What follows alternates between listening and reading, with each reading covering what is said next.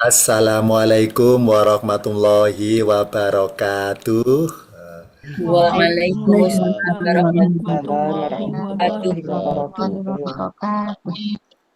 Alhamdulillah alamin. Kita masih ditakdirkan oleh Allah bisa ketemu kembali ngumpul bareng tiap bulan. Sebulan sekali ngumpul seluruh anggota grup WA Bikin Nas.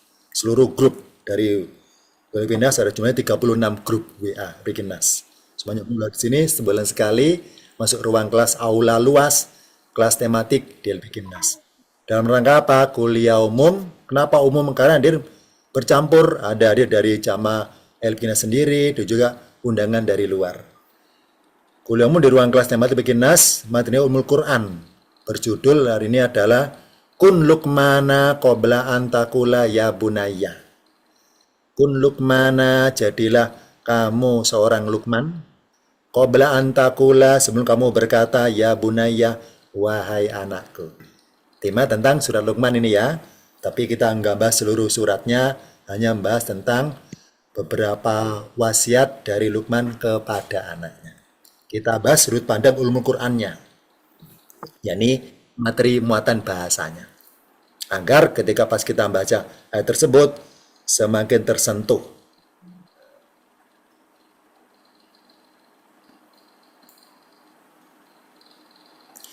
Kun Luqmana qabla antakula ya bunaya. Kalau diartikan, jadilah kamu seorang Luqman sebelum kamu berkata, ya bunaya, wahai anakku. Mendengar kata Luqmana kita teringat ya, di Al-Quran namanya surat Luqman. Ada nama surat yang pakai nama-nama orang yang orang tersebut bukan nabi, tapi orang biasa. Ibaratnya orang sipil, bukan orang dinas ya. Bukan orang dinas utusan Allah maksudnya, orang sipil biasa. Misalnya Imron, surat Ali Imron. Luqman, surat Luqman. Kita bahas sosok Luqman pada pertemuan kali ini.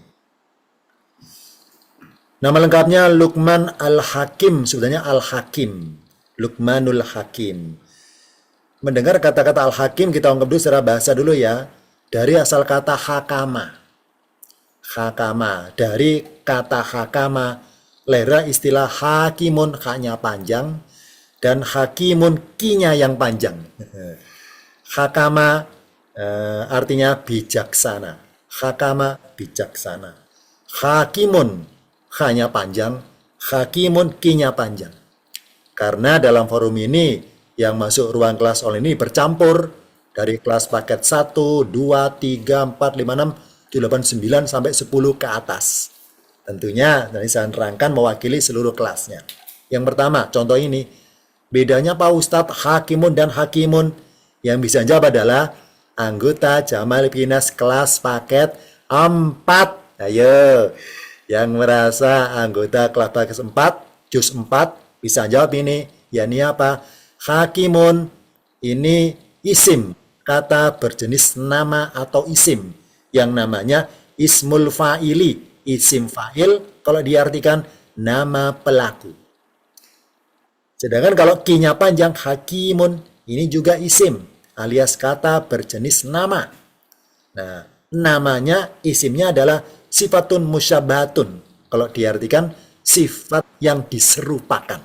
Nah, ini mengenai penamaan lafat. Hakimun terjemahannya yang bijaksana. Kalau hakimun yang terus menerus bijaksana gitu. Ini secara terjemahan lettered perkata dari segi bahasanya.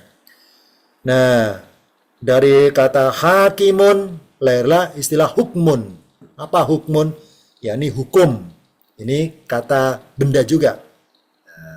Kalau dalam tingkatan ilmu paket 4 Bikinas namanya masdarun alias kata jadian. Begitu pula dari kata hakimun adalah istilah hikmatun, hikmah juga sama namanya masdarun alias kata jadian.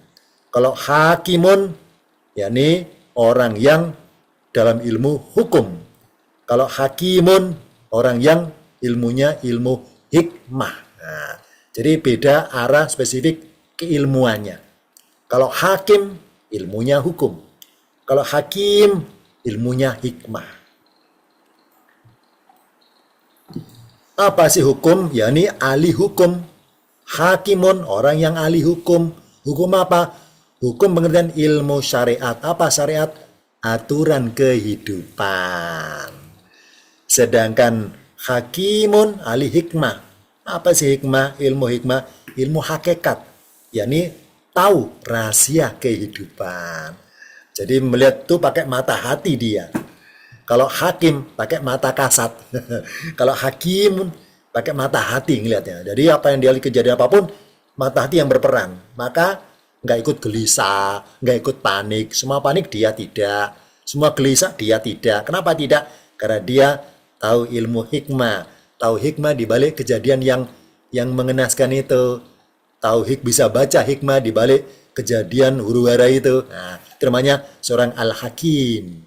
Kalau hakim adalah kasat mata ngelihatnya. Karena bicara aturan hukum adalah ada bukti tertulis, bukti secara fisikal maksudnya. Tapi kalau hakim itu adalah sifatnya hal yang sifatnya hikmah. Bisa membaca di balik kejadian. Kalau hakimun acuannya barang bukti di kejadiannya itu. Nah, ini bedanya hakim dan hakim. Kalau hakim mahir ilmu bidang hukum, ilmu syariat, aturan kehidupan, entah aturan berumah tangga, aturan pemerintahan, aturan sosial, aturan kemasyarakatan, segala aturan.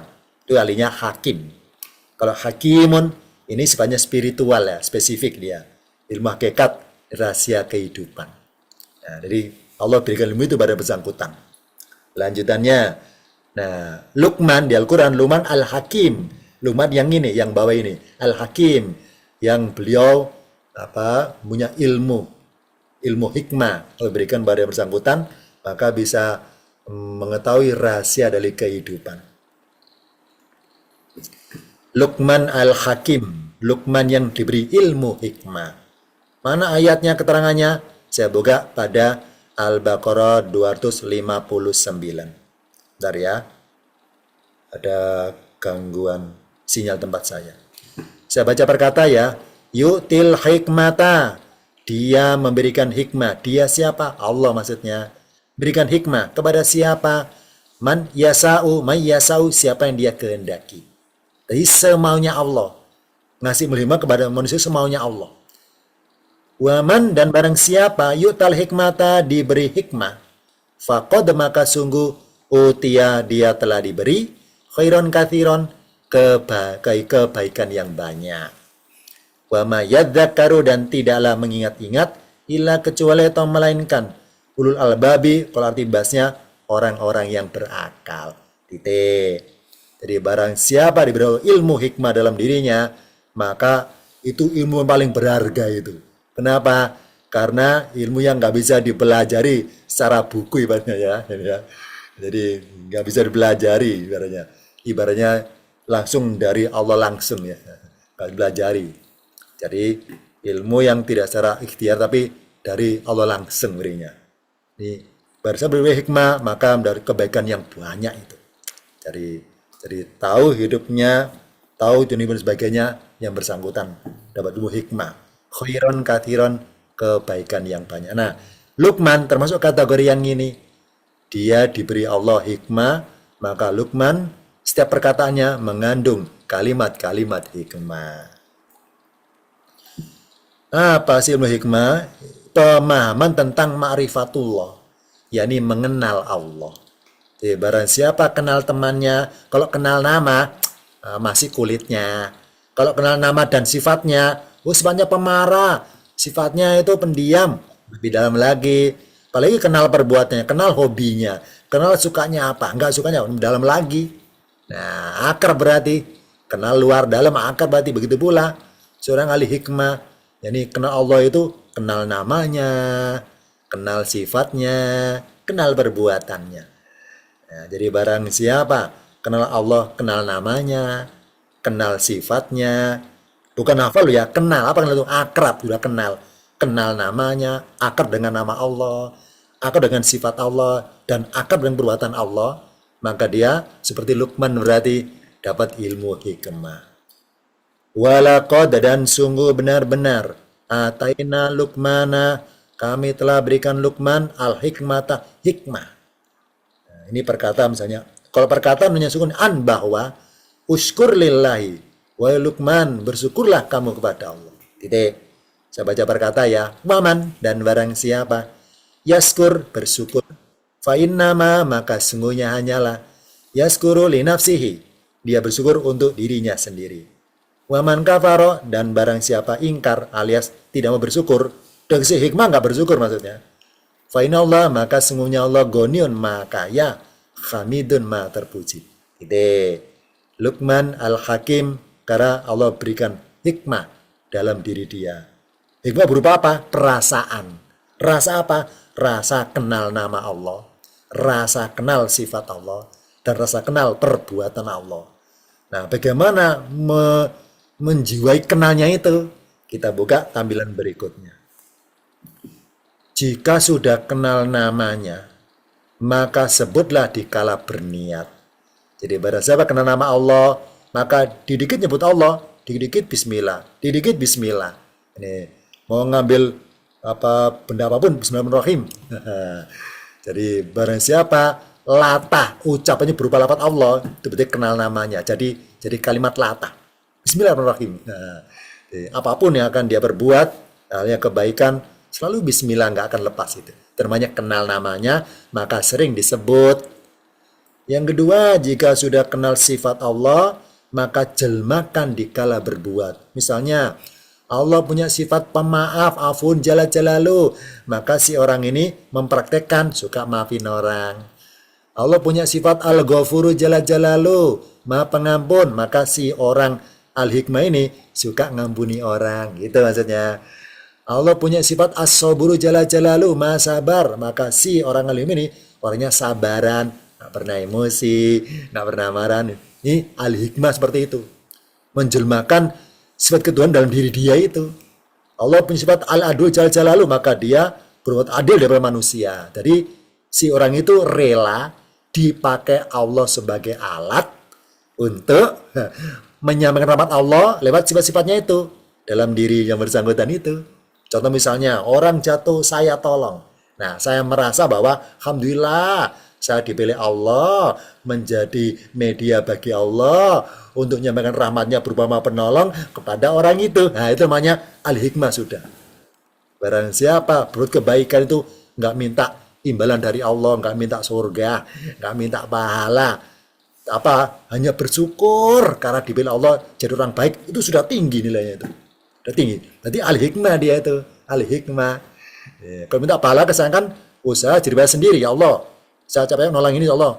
Tolong berikan penghargaan berupa pahala surga. Jadi pengen dihargai, pengen timbal balik, nggak pengen rugi, capek-capek nolong karena gitu. Berarti bukan tingkatan al-hikmah, belum tingkatan al-hikmah. Al-hikmah adalah menjelmakan.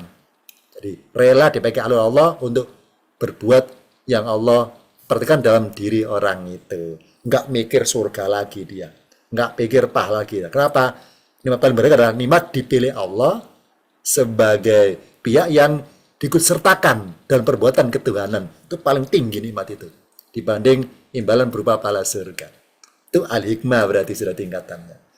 Yang kedua, jika sudah kenal perbuatan Allah, maka diamlah dikala berdua dengannya. Maksudnya apa? Ketika sendirian, misalnya saya berjalan, tiba-tiba kesandung batu. Nah, kalau saya orang biasa loh ya, maka marah ini, siapa yang masangin batu? Marah kenyataan.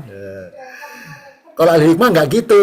Ketika dia ngalami sesuatu nggak enak, maka dia berdiri. Oh iya, mungkin Allah mentakdirkan saya lewat jalan ini supaya jatuh. Mungkin Allah nudus Allah ngasih peringatan saya. Barangkali dulu pernah saya, entah saya sengaja nggak sengaja pernah jatuhkan orang, sekarang dibalas berarti. Alhamdulillah Allah, engkau balasnya di dunia, bukan di akhirat. Nah ke sana. Jadi pikirannya husnudon kepada Allah. Jadi nggak marah kenyataan. Entah gagal ngapain, nggak jalan kenyataan. Jadi segala sesuatu dia merasa bahwa apa yang saya alami nggak itu adalah Allah yang berbuat. Misalnya, kenapa dia milih saya jadi korbannya? Kenapa saya ditipu ya? Kenapa saya disakiti ya? Itu nggak nyalakan orangnya akhirnya. Karena dia ngeliat pada Allahnya. Oh berarti Allah milih saya sebagai korbannya. Untuk menguji saya sabar apa tidak. Nah kesana pikirannya. Itu al-hikmah sudah. Barang siapa dilimi orang nggak gampang nuntut, suka memaafkan, suka mengampuni, meskipun berkali-kali menyakiti. Itu namanya ahli hikmah dia berarti. Sudah kena bahwa Allah yang berbuat di balik buruknya orang itu. Ini apa? Allah ngiring dia supaya milih saya sebagai korbannya, bukan orang lain. Nah, itu namanya kenal perbuatannya. Maka jangan banyak bertanya, tapi justru bersiaplah untuk ditanyai Allah ketika ngalami yang nggak enak itu. Karena Allah adalah la yus'alu amma yaf'alu wa hum yus'aluna. Allah itu la yus'alu, tidak bisa ditanyai, tidak bisa diprotes, tidak bisa diinterupsi. Ya Allah, kenapa segini? Tidak segitu. Ya Allah, kenapa begini? Tidak begitu. Nggak bisa. Nggak bisa. Amma, tentang apa yang ya perlu dia kerjakan, dia berbuat. Wahum, sedangkan mereka manusia lah yang akan yus'aluna, akan ditanyai. Kenapa nggak sabaran diapa-apain oleh Allah? Kenapa nggak sabaran jalani yang Allah takdirkan itu? Nah, ke sana. Al-Hikmah sudah menyelami ayat ini. Maka Al-Hikmah, mereka yang ngalami nggak enak sekalipun, itu doanya nggak protes, ya Allah, kenapa saya kok jadi korbannya, ya Allah, saya udah puluhan tahun mengabdi, taat, ibadah, istiqomah, kok gini-gini aja. Enggak gitu doanya. Doanya enggak sifatnya mengeluh kenyataan, enggak. Nah, ibaratnya siapa doanya masih mengeluh, protes kenyataan, enggak terima sebagainya, belum tingkatan ahli hikmah berarti. Ya, mari seperti Luqman, ya. Banyak syukurnya. Kalau banyak syukurnya, maka akan sedikit mintanya. Kalau banyak mengeluhnya, ya syukurnya kurang. Ya, kalau banyak syukurnya, akan berkurang mintanya itu. Nggak sempat minta, karena sibuk dengan bersyukurnya itu. Ini ahli hikmah seperti Luqman. La yus'alu amma yaf'alu wa hum yus'aluna. Dia tidak bisa ditanyai tentang apa yang dia perbuat, sedangkan mereka lah manusia, ya mereka ditanya di akhirat. Kenapa nggak sabaran? Kenapa nggak ridho? Dan sebagainya. Ini dari barang saya banyak mengeluh di dunia, dan di akhirat dipertanggungjawabkan mengeluhnya kenapanya itu. Lanjutannya, Ustadz, siapa sih Luqman Al-Hakim? Ini saya nyuplik beberapa catatan sejarah ya, saya rangkum. Luqman Al-Hakim, Luqman sebutan julukannya Al-Hakim, artinya orang yang bijaksana. Siapa Luqman itu? Seorang budak. Budak kulit hitam berasal dari negeri Sudan, yang hidup di Yerusalem, menjadi pengembala profesinya dan tukang kayu pada zaman Nabi Daud alaihissalam. Ini maaf ya, ini foto ini bukan sebenarnya ya, ini ilustrasi aja ini. Sama nggak tahu ya, kan kita belum lahir ini, Luqman sudah ada. Ini ilustrasi aja, kulit hitam, Luqman, budak. Budak ini, jadi budak, bukan orang bangsawan, bukan budak. Budak. Tapi dalam diri dia mengalahkan ilmunya para ulama waktu itu maksudnya. Karena dia punya hikmah. Ustadz, Sudan itu di mana Sudan? Ini contoh dalam petanya. Ini saya cupilkan beberapa lokasi orang-orang terkenal di Al-Quran. Yang pertama misalnya Isa di sini ya. Isa itu di sini di Yerusalem. Musa ini di Mesir. Nah ini Luqman di Sudan. Sudan ya. Sudan ini seberang dengan Mekah, berseberangan. Ini Mekah, Muhammad. Nabi Soleh di sini. Nabi Su'aib di sini, di Madian. Ibrahim di sini dekat Irak. Nabi Hud di sini Yaman. Ini contoh ya. Ini sekarang lagi namanya dua selat ini, Selat Hormuz ini ya, Selat Hormuz. Juga selat ini Yaman juga ditutup ya. Ini lagi mamarannya buka tutup portal di kedua selat ini ya. Nah, Luqman Hakim dari Sudan. Di sini beliau tinggalnya, tempat lahirnya. Lanjutannya, dalam ayat tadi ada kata berbunyi wa'id qala Luqmanu, kalau berkata li benihi wa huwa ya'iduhu. Dan yang ketika Luqman berkata kepada anaknya, sedangkan dia menasihatinya. Ada dua sosok ini, Luqman dan anaknya. Luqman li ibnihi, Luqman berkata kepada anaknya. Seorang Luqman bisa menjadi apa? Orang tua bagi anaknya, atau guru bagi anaknya, atau sahabat bagi anaknya. Istilah Arab namanya orang tua walidun, seorang guru mudarrisun, dan seorang sahabat sohibun. Dan sebaliknya, seorang anak bisa menjadi apa bagi orang tua? Ada 3 kemungkinannya. Sebagai zinatun, perhiasan, bagi orang tua membanggakan, atau fitnatun, cobaan bagi orang tua, cobaan, atau bahkan musuh. Memusuhi orang tuanya maksudnya. Aduun, musuh bagi orang tua. Jadi kedua P ini sama-sama berpulang menjadi 3. Luqman bisa menjadi orang tua, guru maupun sahabat bagi anaknya sendiri. Dan sebaliknya, seorang anak bisa menjadi perhiasan bagi orang tua, cobaan maupun musuh bagi orang tuanya. Kita urut dulu di sebelah kanan ya. Luqman bisa menjadi apa? 3 sosok ini bagi anaknya. Kalau kita cari beberapa ayat dari Luqman tentang wasi Luqman, itu dimulai dari lengkapnya ayat 12 sampai dengan 19. Kalau ditelusuri secara pemahaman global ayatnya, ternyata sudah urut. Halo ini. Ayat 12 itu dirangkum temanya tentang diri Luqman. Sebelum jadi apapun, yakni apa? Harus kenal ilmu hikmah. Setelah mendalami hikmah, apa hikmah itu? Kenal Allah maksudnya, kenal namanya, kenal sifatnya, kenal perbuatannya. Itu ilmu hikmah. Kalau sudah menggunakan hikmah, maka harus banyak syukurin kepada Allah. Itu di sendiri nih. Nah, setelah Luqman sudah ibaratnya khatam rasa syukurnya, khatam apa khatam dikerjakan seluruhnya, khatam rasa syukurnya dalam segala hal, syukur terus. Ketika sakit tetap syukur, ketika nggak punya tetap syukur, ya. Enak nggak enak tetap syukur, namanya khatam syukurnya. Ketika sudah khatam syukurnya, maka Luqman bisa menjadi 3 ini. Ya, dulu akhirnya apa? Ayat 13, 15, Luqman berkata ini menasihati atau sebagai orang tua. Ayat 17, nasihat Luqman ini kepada anaknya, perkataannya seperti seorang guru perkataan nasihatnya itu. Sedangkan 19, 2 ayat ini ya, 19 ini perkataan seperti seorang sahabat. Nah, ini urut ini, urut ayatnya. Nomor 12, Luqman sendiri pribadi. 15 ini wasi Luqman kepada anaknya berkata sama sebagai seorang orang tua kepada anak. Kemudian 17 sebagai seorang guru kepada murid. Yang 15 dua ayat ini sebagai sahabat kepada teman akrabnya. Nah, ternyata sudah urut ya secara subtema masing-masing ayatnya itu bermuatan ke sana. Luqman berwasiat sebagai 3 sosok. Sebagai orang tua, sebagai guru kepada murid, dan sahabat kepada teman akrab. Yang pertama, nomor 12 dulu ya. Apa 12 itu? Ayatnya mengarah Luqman saja, belum berkata wasiat kepada anaknya, belum. Masih info bahwa, wahai Luqman, kami berikan kepadamu ilmu hikmah. Apa? Rasa kenal.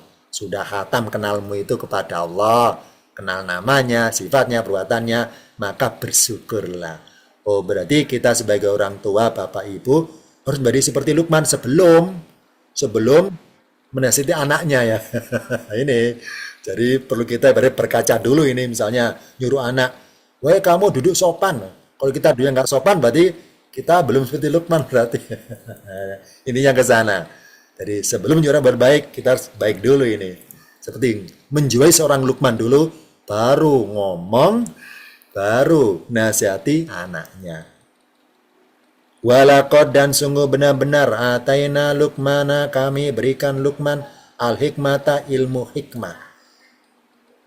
An bahwa uskur lillahi bersyukurlah kepada Allah. Waman dan barang siapa yaskur bersyukur fainama maka sungguhnya hanyalah yaskurul nafsi dia bersyukur untuk dirinya sendiri. Maksudnya apa? Kita itu ya taat atau tidak taat bagi Allah nggak pengaruh. Nggak pengaruh. Ini contoh yang salah, contoh yang salah. Contoh yang salah ini, contoh pemahaman yang salah maksudnya, barang siapa nyembah Allah, maka Allah menjadi bertambah keagungannya. Barang siapa tidak nyembah Allah, maka Allah menjadi berkurang keagungannya. Enggak gitu. Enggak gitu pengertiannya. Jadi manusia nyembah Allah, itu Allah enggak bertambah wah. Alias enggak merasa diuntungkan dari nyembahnya manusia itu. Dan sebaliknya, semua manusia ingkar, durhaka, nggak nyembah Allah. Itu Allah nggak merasa dirugikan. Arti kasarnya, kita itu taat atau nggak taat, nyembah nggak nyembah, itu bagi Allah nggak ada apapun. Maksudnya apa? Nggak merasa diuntungkan, maupun dirugikan. Nggak pengaruh apapun. Jadi kita menyembah, Allah nggak bertambah keagungannya, bertambah wibawa sebagai Tuhan. Kalau kita nggak nyembah, Allah turun wibawa, nggak gitu. Ya gitu. Sama di sini manusia bersyukur, kita bersyukur bagi Allah nggak menguntungkan. Kalau kita pun kafaru ingkar, Allah nggak rugikan, Allah sudah goniun, sudah punya segalanya. Nggak pengen dapat keuntungan dari syukurnya kita itu, gitu maksudnya. Allah sudah goniun, udah kaya, punya segalanya. Jadi kita nyembah gak nyembah, bagi Allah nggak pengaruh apapun. Jadi untuk ruginya, untuk dia sendiri, untuk Allah. Jadi jika manusia menyembah Allah, Allah tidak bertambah keagungannya. Jika manusia tidak nyembah Allah, Allah tidak berkurang keagungannya. Kalau gitu kita disuruh nyembah itu untuk apa dong? Siapa yang diuntungkan? Jawabannya adalah kita diperintahkan bersyukur atau menyembah supaya kita mendapat kemanfaatan dari keagungannya itu. Apa manfaatnya? Ya ini Allah praktekkan di akhirat nanti. Barang siapa banyak suruh di dunia, di akhirat Allah praktekkan keagungannya kepada kita, manfaatannya berapa? Misalnya nyebar neraka diselamatkan. Ketika audit amalan hisab dipermudah, nggak dipersulit. Ketika di padang mahsyar dinaungi, macam nggak kepanasan. Ini banyak untungnya kita itu dapat manfaat dari keagungannya itu. Nah, termasuk ini, wahai Luqman bersyukurlah. Kalau kafar nggak bersyukur, Allah nggak rugi, tetap goniyun kok. Nah, kesana hikmahnya ya. Nah, siapa bersyukur, Allah nggak pernah diuntungkan. Siapa kafaro, Allah nggak pernah dirugikan, nggak pengaruh apapun. Pengaruh dapat diri sendiri, di kita sendiri. Kalau kita nggak bersyukur, rugi. Itu aja kesimpulannya. Allah nggak rugi, kita yang rugi. Lanjutannya, kalimat uskur lillahi wa Luqman, uskur, bersyukur pada Allah. Apa sih syukru? Ini jangan dari bahasa ya, secara arti perkata. Apa sih syukru lugotan secara bahasa, arti perkata? Menerima apa adanya. Syukur adalah menerima apa adanya. Ini secara lugotan, secara tekstual perkata maksudnya. Kalau definisi istilahan apa? Definisi syukur. Sikap menerima dengan kerelaan atas bahasanya memberikan. Jadi dapat sekian ya sudah disyukuri. Dapat banyak syukuri, kurang syukuri. Jadi menerima apa adanya tanpa ada keluhan. Jadi tandanya orang hamba telah bersyukur adalah tidak lagi mengeluhkan atas pemberian dari Allah. Begitu pula Allah punya sifat asyakuru jalla jalaluhu. Betul kan ya? Di Al-Husna. Apa asyakuru? Maha mensyukuri. Kita ini selama ini barangkali memahami bahwa namanya bersyukur itu dari hamba kepada Tuhannya. Padahal di Al-Quran Allah juga bersyukur kepada kita. Kenapa bersyukur? Apa syukur itu? Balik lagi ke sini katakan menerima. Allah itu juga asyakuru jalla jalaluhu. Maha mensyukuri atas persembahan kita kepadanya yang masih kurang-kurang itu. Sholat kurang khusyuknya, baca Quran kurang fasihnya, misalnya ya, wirid dzikirnya kurang lamanya, itu diterima oleh namanya asyakuru jalan. Apa diterima? Asyakuru, diterima masih kurang-kurangnya itu. Ibarat kita produsen jualan produk, ada catat produknya, Allah sebagai konsumen tetap membeli amalan kita. Tetap membeli itu. Ya, meskipun kurang-kurang sempurnanya itu. Nah, itu namanya Allah asyakuru jalla jalaluhu. Allah itu maha mensyukuri, ya apa? Maha menerima apa yang kita persembahkan meskipun masih kurang-kurangnya masih ada kita itu. Tetap diterima selama rohnya amalan masih ada, rohnya amalan keikhlasan. Ya. Selama baca Quran ikhlas nih, meskipun tajud belepotan. Panjang pendek masih kurang benar, tapi ikhlas karena Allah bacanya, bukan karena settingan, bukan karena konten, bukan karena apa ibaratnya itu selain Allah lah intinya, itu diterima. Baca belepotan terima itu. Allah adalah asyakuru, maha menerima apa adanya dari kita. Kalau istilah Jawa itu neriman. Apa neriman? Ya selalu nerima meskipun hakikatnya enggak diterima, tetap diterima. Neriman namanya. Nah ya, Luqman sudah tingkatan ini, Luqman itu. Jadi enggak pernah mengeluh atas pemberian dari Allah. Lanjutannya, Luqman sebagai walidun, orang tua. Soalnya Luqman bisa menjadi orang tua bagi anaknya. Contoh ucapan nasihat pada anaknya bermuatan arahnya orang tua pada anak ini. Wa idqala Luqmanu, dan ketika Luqman berkata libni kepada anaknya, wa yadu, dan dia sedang menasihatinya, ya bunayya, wahai anakku, la tusyrik billahi, janganlah kamu mempersekutukan Allah.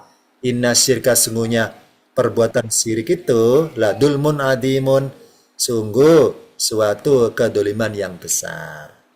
Nah, ternyata inti dari nasihatnya adalah la tuksik billahi, wahai Luqman, janganlah menduakan imanmu itu ya kepada yang lainnya, jangan gitu. Nah, oh berarti ini permuatan sebagai orang tua berbahasa badannya mata buduna min di kawasannya Nabi Yakub badannya kan ya. Ya, wahai anakku, mata buduna min di, kalau aku mati nanti kamu nyembah siapa? Oh, nak budu ilahaka wa ilaha abaika dan seterusnya kan ayatnya. Kami nyembah Tuhanmu dan Tuhan nenek moyangmu dan seterusnya. Oh, berarti sebagai orang tua meninggal dengan tenang. Kenapa? Karena anaknya ketika ditinggal mati tetap nyembah Allah, nggak mempersekutukan, itu tenang gitu.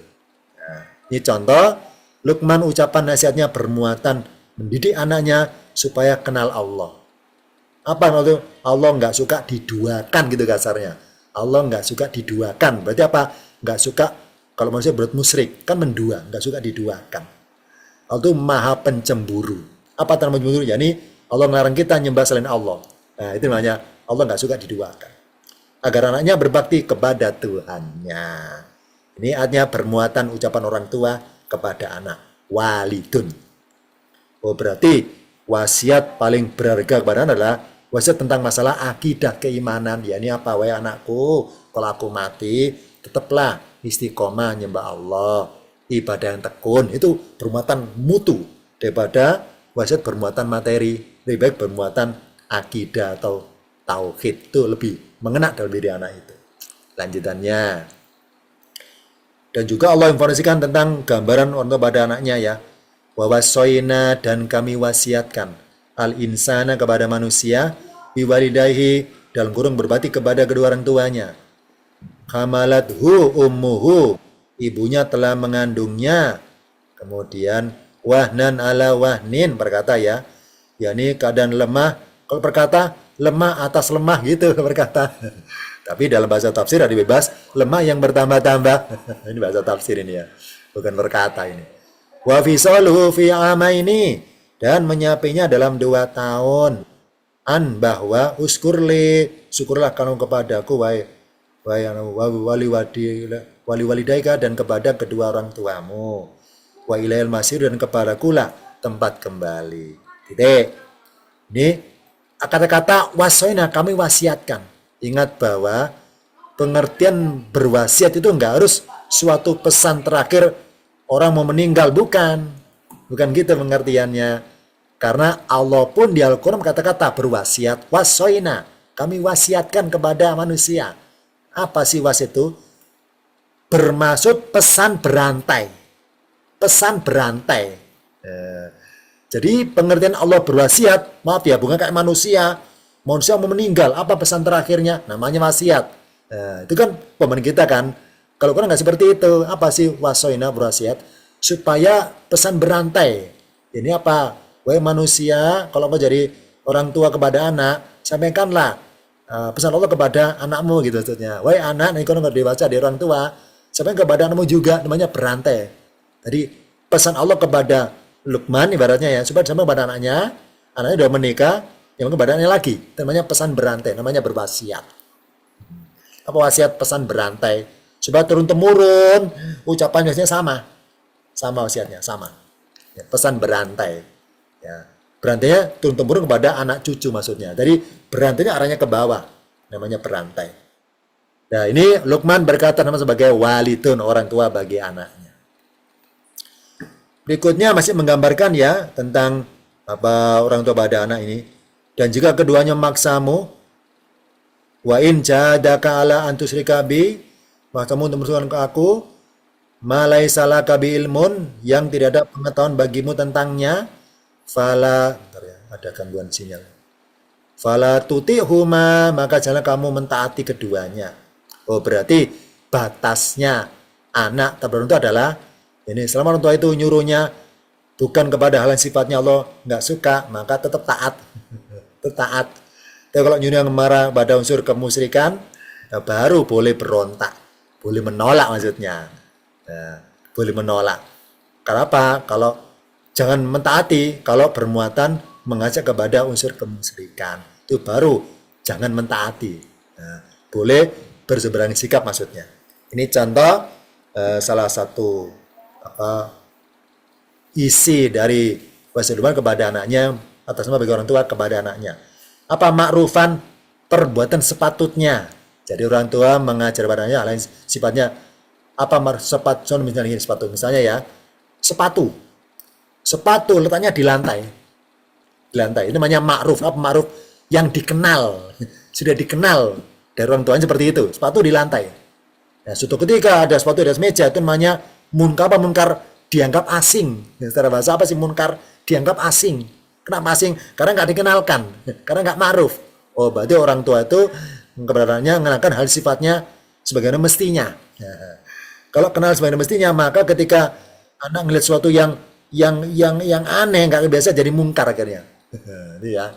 Jadi dibiasakan kepada hal yang baik-baik, maka ketika anak melihat sesuatu yang buruk, jadi asing, nggak akan melaksanakan. Kenapa? Karena asing. Nggak diajar orang tuanya.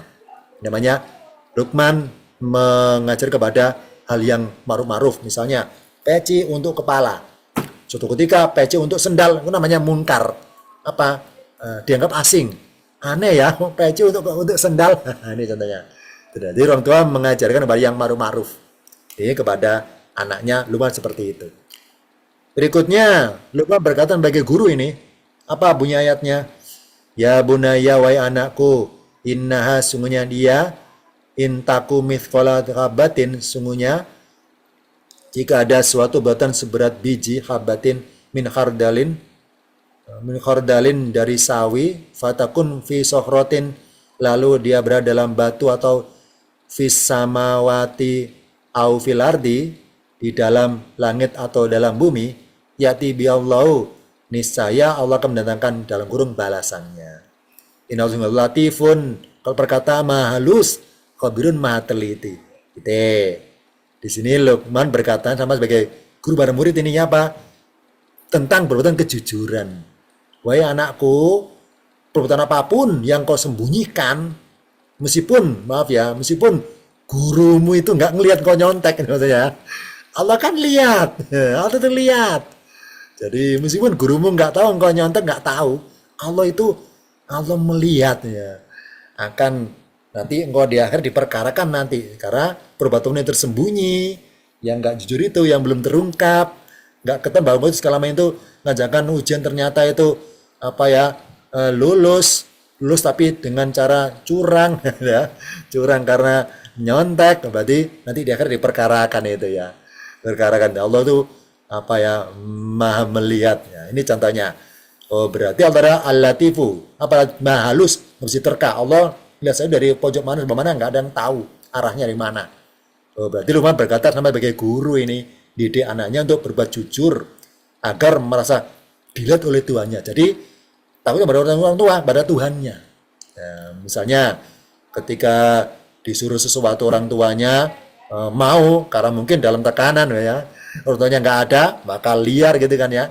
Tapi dengan gaya seperti ini, maka nggak ada orang tua pun anaknya tetap nggak akan liar itu anaknya. Kenapa? Karena dia merasa Allah ngelihat saya terus ini. Nah, jadi merasa bahwa segala perbuatannya akan khabir, maha teliti. Allah akan mengaudit amalan saya ini nanti di akhirat, sekecil apapun saya sembunyikan hal yang nggak jujur, nanti ketahuan juga oleh Allah ini. Nah, ini contohnya Luqman berkata sebagai guru kepada anaknya, kepada anak didiknya. Ya bunaya wahai anakku, aqimis sholat, dirikan sholat, wa'mur bil ma'rufi, dan perintahkanlah manusia tersebayamu samamu kepada yang ma'ruf yang sudah dikenalkan untuk kepada anaknya yang kebaikan. Wanha, kau berkata wa inha, dan cegah atau larang mereka al-munkar, dari kemungkaran, dari yang tidak dikenal alias asing. Wasbir ala ma sobaka, dan sabarlah atas apa yang menimpamu wahai anakku. Inna sungguhnya dalikan itu azmil umuri, yakni seutama-utamanya urusan. Ada kata kimi sulata, disuruh disiplin nyembah Allah itu. Ini apa? Misalnya kepada tepat waktunya, atau nggak mungkin hilang jumlah sholatnya itu tetap 5, tertib 5 waktu itu, tertib 5 waktunya, atau tertib unsur jamaahnya, atau tertib dalam hitungan rakaatnya, sebagainya, itu kepada kedisiplinan. Kalau si anak itu disiplin kepada Tuhannya, otomatis dalam segala hal akan disiplin dia. Kalau secara vertikal disiplin, nah, maka secara horizontal pasti disiplin tuh. Itu. Kalau pada waktu disiplin, maka ya dia jadi apapun ya disiplin pasti dalam kerjaannya itu. Tapi kalau kepada Allah sering meremehkan sholatnya, meremehkan ibadahnya, otomatis dalam horizontal pasti meremehkan itu, pasti itu otomatis itu. Nah ini Luqman berkata dengan gurunya, wahai anakku, dengan sholat supaya disiplin. Ya, kedua adalah karena supaya ada prinsip hidup. Ini apa? Sabarlah, jangan merubah keadaan hati ketika mengalami nggak enak, jangan sudon kepada Allah, tetap stabil keimanannya, jadi tidak goyah dan sebagainya. Kesana intinya. Jadi Luqman berkata sama sebagai guru didik anaknya disiplin beribadah dan punya prinsip hidup. Ya, ini apa? Prinsip hidup ini apa yang menimpa nggak enak apapun adalah Allah punya rencana di balik itu. Kesana yakin kepada apa yang Allah janjikan, entah berupa pahala dari kesabarannya dan sebagainya. Ini contoh muatan kalimat Luqman kepada anaknya atau sebagai seorang mudarrisun kepada anak didiknya. Disiplin kepada Tuhannya, kalau istiqomah disiplinnya maka kepada samanya di sekolah pun akan disiplin dia itu otomatis. Lanjutannya, Luqman berkata sebagai sahabat ini, wala tusair khoddaka, dan janganlah kamu memalingkan mukamu linnasi dari manusia. Karena apa? Karena kesombongan. Wala tamsi fil ardi, dan jangan kamu berjalan di bumi marohan dengan rasa angkuh, dengan sikap angkuh. Inna Allah la yuhibbu, tidak menyukai kula setiap mukhtalin fakhurin, kesombongan kemudian membanggakan diri. Ini apa? Nasihat bermuatan supaya dalam perbuatan itu beradab dalam perbuatan. Jadi jangan unsur mentang-mentangnya dimunculkan. Ini seperti ucapan seorang sahabat kepada teman akrab. Kenapa? Karena teman kan sangat mempengaruhi. Ya, kalau Luqmannya itu berkata sebagai sahabat kepada anaknya, maka menjiwai tingkatan itu pemikirannya. Nah, ini contohnya. Jadi bagaimana berjalan tingkatan anak seperti itu, berjalan dari bahasa seperti itu. Jadi Luqman mau menyelami bagaimana perilakuannya dalam perbuatannya itu sendiri, agar ketika menasihati itu masih tingkatan anak-anak akhirnya, supaya jadi terima dalam nalarnya tingkatan anak-anak jadi terima akhirnya. Ya, jangan gitu jalannya. Nih seperti ini aja, biasa aja kayak saya ini biasa aja, jangan gitu. Nah, ini contohnya karena pergaulan saling mempengaruhi. Nah, karena Luqman bergaul dengan anaknya atas nama sebagai sebaya dengan anaknya, maka bisa diterima ucapannya. Karena merasa bahwa saling menegur sesamanya akhirnya. Ini contoh satu. Dalam hal beradab dalam perbuatan ini apa? Jangan bersikap sombong. Yang kedua, beradab dalam perkataan. Waqsid fi masyika, sederhanakanlah kamu dalam berjalanmu. Waqdud min sautika, dan lunakkanlah dari suaramu. Inna sungguhnya ankorol aswati, seburuk suara, la sautul khamir, sungguh suara keledai. Ini waqdud min sautika, rendahkan suaramu, jangan bentak, jangan teriak-teriak, jadi sopanlah bersuara sebagainya. Ini contohnya bermuatan ngajak anaknya supaya beradab dalam perkataan, dalam perbuatan beradab jalannya, dalam perkataan ya suaranya, intonasinya harus diatur. Nah, kapan tinggi, kapan rendah ya. Sebagaimana kita berdoa pada Allah, apa berdoa itu? Kalimat doa bermuatan fil amar, kata kerja perintah sebetulnya. Misalnya, ya Allah, ikfir lana, ampunilah bagi kami. Ikfir itu kata perintah sebetulnya. Nah, meskipun kayak kata perintah, bagaimana intonasi supaya diatur, supaya berada memohon, bukan menyuruh kan gitu. Nah, itu namanya waqdud min sautika, kata garis itu. Ya barang siapa doanya itu nadanya membentak Allah, nadanya nyuruh-nyuruh, nadanya mendikte, nadanya itu emosi, berarti nggak beradab dalam perkataan doanya, nggak beradab berarti. Nah, jadi semua doa bermuatan kata perintah. Tapi bagaimana cara supaya kata perintah itu ada unsur memohonnya, intonasi diatur, tadarruan wa khufyatan, supaya unsur memohonnya muncul daripada unsur menyuruhnya itu. Nah, sama di sini. Jadi suaranya diatur, gimana supaya tidak nyinggung orang lain. Ini contoh saja. Luqman berkata sama sebagai sahabat kepada teman akrab. Lanjutannya, ada 5 sikap anak terhadap orang tua. Ini maaf ya, kita nggak bicara parenting ini ya. Ini ahli-ahli yang parenting yang bicara ini ya. Tapi ini saya sudut pandang ulumul Qur'annya. Bukan sudut pandang detail parentingnya, bukan ya. Ulumul Qur'annya ini. Yang pertama, ini ada 5 sikap anak terhadap orang tua. Ini istilah bahasa Arab saya pakai ya. Yang pertama adalah al-baru al-maufu. Maksudnya apa? Berbakti. Yang pertama yang paling bawah ini ya. Ada anak yang namanya al-baru sebenarnya. Apa al-baru al-maufu? Berbakti menyesuaikan. Jadi dia berbuat apa yang diinginkan orang tuanya sebelum mereka memerintahkan kepadanya. Jadi enggak dia disuruh tuh loh, itu tanggap peka. Contoh misalnya ya, misalnya saya makan. Nah, saya makan, saya sengaja lupa bawa sendok. Sengaja lupa bawa garpu. Sengaja, saya pengen tahu. Anak saya dikata peka enggak kepada saya bahwa saya itu butuh sendok. Peka apa enggak? Nah, ketika dia noleh, saya, oh ya, kok nggak ada sendok, tampilin ya. Oh, berarti dia peka sudah. Namanya tingkatan baru ini.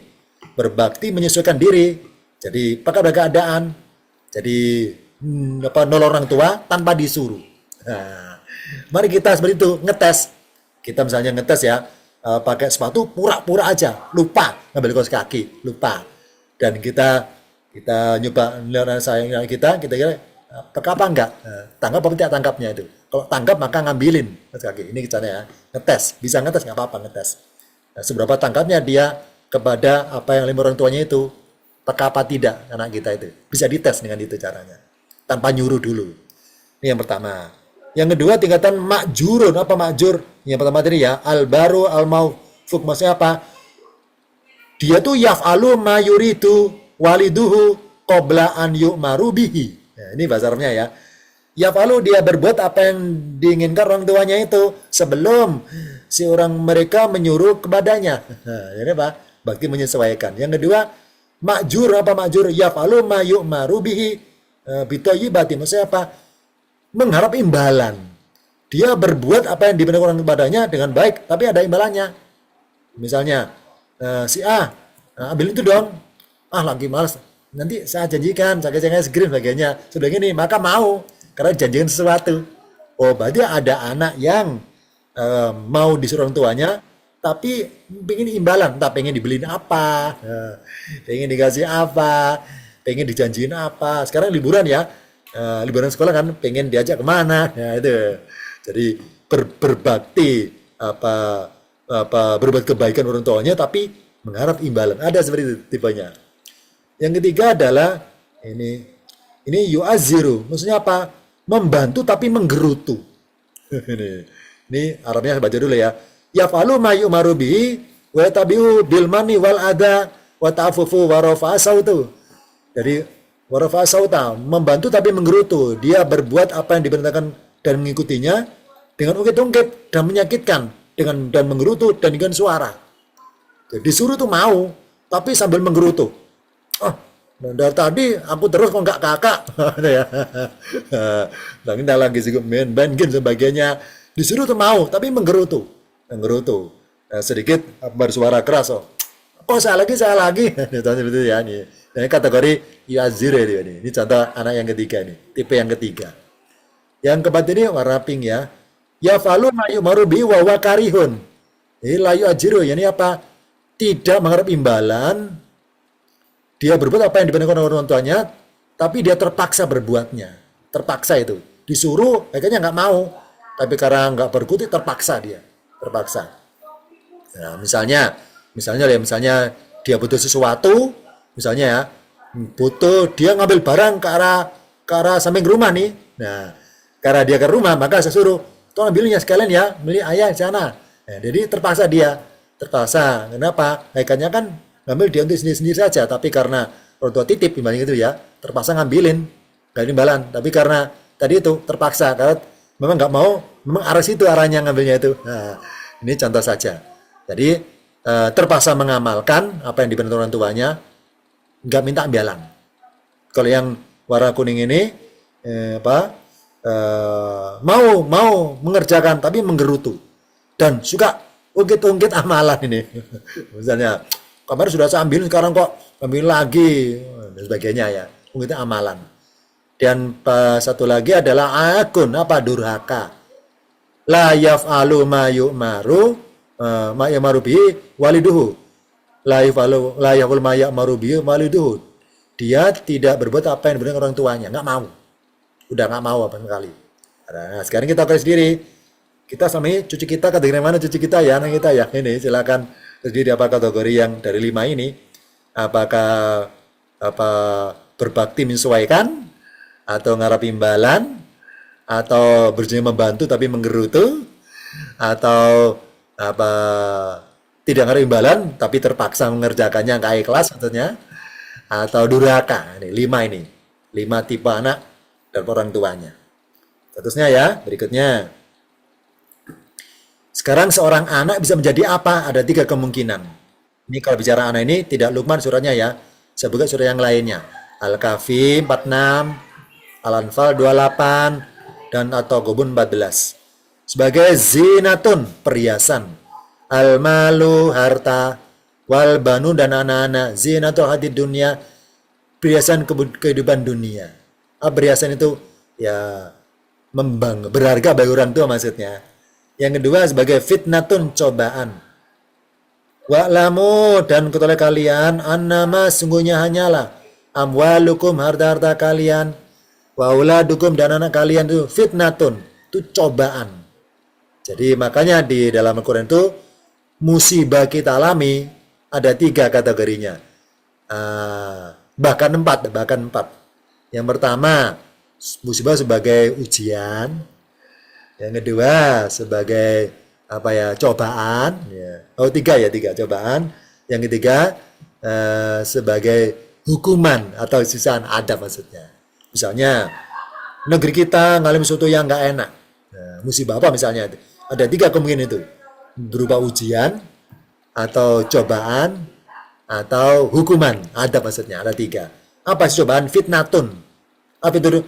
Ya ini cobaannya memikat hati, memikat maksudnya. Oh berarti kebaikan anak itu bisa menjadi coba bagi orang tua itu. Jadi cobaan nggak harus anaknya nakal, anak yang baik bisa cobaan itu. Misalnya ya karena juga prestasi sebagainya. Kenapa? Pas ngobrol sama orang tua itu sering cerita anaknya masing-masing ini. Jadi muncul sombongnya, muncul merasa paling wah dibanding tetangganya, muncul merasa paling berhasil di dirinya pada yang lainnya, muncul ujubnya muncul. Jadi fitnatun juga akhirnya. Jadi fitnatun itu bisa bermaksud nakalnya anak maupun justru nurutnya anak bisa fitnatun kalau tua itu nggak stabil imannya maksudnya. Ya. Karena fitnah adalah cobaan memikat hati malah. Berikutnya sebagai aduan musuh. Ya ladina orang beriman, inna sungguhnya minazwajikum dari sebagian pasangan kalian, wa auladikum dan anak kalian itu aduan lakum, musuh bagi kalian, fakdaru maka berhatilah kepada mereka. Musuh bagi orang tua, anak bisa jadi musuh ini. Kita turut ya, kita dulu yang oleh atas. yakni anak sebagai zinatun, perhiasan bagi orang tuanya. Apa sih zinatun? Yakni perhiasan jadi kebanggaan orang tuanya yang bisa membawa nama baik keluarganya. Zinatul hadi dunia, perhiasan kehidupan dunia. Nah, udah gini, apa nih itu? Kata-kata dunia ada kata hayati. Mari kita bayangkan dihapus kata hayati. Al-malu wal banunu zinatud dunia. Harta dan anak adalah perhiasan dunia bagi orang tuanya, gitu kan ya? Perhiasan dunia bagi orang tuanya. Kalau kata hidup loh ya, perhiasan dunia. Beda dengan kata-kata perhiasan kehidupan dunia, beda. Beda ini. Bedanya apa? Kalau muncul kata kehidupan berarti maksud bahwa si anak itu bagi orang tuanya merasa anak saya itu membangga bagi saya. Seumur hayati, seumur hidup saya di dunia, seumur jadi bisa menjadi perhiasan seumur hidupnya itu. Ya, alias ketika orang masih hidup maka membanggakan anaknya. Tapi barangkali kita orang meninggal, anaknya lupa daratan, lupa lautan, lupa catatan, lupa ucapan orang tuanya, jadi menyimpang berbuatnya bisa itu. Berarti selama orangnya masih hidup di dunia, maka bisa merasakan anaknya itu membanggakan. Nah, makanya diharapkan orang tua menanamkan hal yang paling berbadan mendalam sekali supaya ketika ditinggal mati itu tetap dirasakan sebagai alim soleh anaknya itu kepada orang tuanya udah meninggal itu sendiri. Nah, ini contohnya ya, ada hayatun, jadi perhiasan seumur hidup orang tuanya ketika di dunia itu. Hanya ketika masih hidup di dunia orang tuanya. Kita meninggal bisa berubah anaknya itu, bisa berubah. Nah, saya katakan gue udah supaya berubah anaknya nggak soleh lagi. Nah, ke sana. Berikutnya, anak sebagai fitnatun cobaan. Apa sih fitnatun secara bahasa? Cobaan objek pemikat hati yang bisa mengurangi cinta orang tuanya kepada Allah. Nah, dulu misalnya belum punya anak, ibaratnya tekun orang tuanya, wirid dzikirnya lama, baca Qur'annya sering sebagainya. Ketika punya anak berkurang waktunya ibadahnya, berkurang perhatian kepada Allah, berkurang perhatiannya. Itu namanya fitnatun sudah terpikat hati kepada anaknya. Sebenarnya Ibrahim pada Ismail kan ya. Ketika Ibrahim belum punya anak, lama gak punya anak. Cinta pada itu penuh ya. Cintanya penuh ibaratnya itu ya. Nah, ketika Allah kasih anak Ismail berkurang. Jadi terpikat hatinya Ibrahim pada Ismail. Jadi terpikat ya. Jadi terpikat dari apa? Secara simbolis Allah nyuruh Ibrahim sembelihlah rasa cinta pada anak sembelihlah supaya putus. Supaya balik pada Allah lagi penuh cintanya, enggak mendua kepada anaknya juga. Sembelihlah cinta kepada orang anakmu itu. Secara simbolis disembelah Ismail itu ya. Sembelih rasa cinta kepada supaya enggak jadi pemikat hati, enggak terpikat hati orang tuanya. Ya, berarti cobaan orang tua anak pada orang tua adalah dua, bisa karena nakalnya anak atau justru menurutnya anak itu jadi cobaan juga pada orang tua kalau orang tuanya nggak kuat. Nah, ya, ini contohnya fitnatun pemikat hati kepada Allah jadi berkurang perhatiannya gara-gara anaknya seperti itu, entah semakin baik dan sebagainya. Berikutnya menjadi apa? Aduan musuh. Apa aduan? Terjadinya permusuhan kepada orang tuanya. Anak bisa menjadi penyebab ini. Bertengkarnya suami istri gara-gara anak bisa kan ya? Atau suami istri dimusuhi anak dua-duanya ini. Bisa juga seperti itu. Nah ini, maka berhati-hatilah. Hati-hatilah. Nah mungkin kita barangkali orang tua itu ketika berkatanya atau ketika bergaul dengan anak itu mungkin barangkali kurang menyelami tingkatan nalarnya anaknya itu. Nah, sana ya. Mari seperti Luqman berkata kadang-kadang sama sebagai orang tua, kadang-kadang sama sebagai guru, kadang sama sebagai sahabat, tempat sahabat sebaya bermainnya anak tersebut. Nah ini kita pandai menyesuaikan diri kepada anak kita. Seumuran dia itu seperti apa sebagainya kita harus menjiwai di situ. Agar seperti Luqman bisa menjiwai diri. Misalnya anaknya masih tingkatan PAUD nih, ya mari kita yang punya cucu-cucu ini ya, nenek-nenek, uti-uti ya, bermain yang ngikuti cucunya itu, ikut merangkak juga kan, ikut merangkak ngambil bola, ikut merangkak main masak-masakan, ikut merangkak ngambil boneka, ikut merangkak kan anaknya tuh, ya, menjiwai namanya. Nah, itu baru seperti Luqman berarti ya. Jadi ikut ngobrol dengan anaknya tingkatan bahasa anaknya sendiri. Itu namanya seperti Luqman berarti menjiwai. Ini nah, ada tiga ya, anak berpotensi sebagai apa tadi? Perhiasan, zinatun.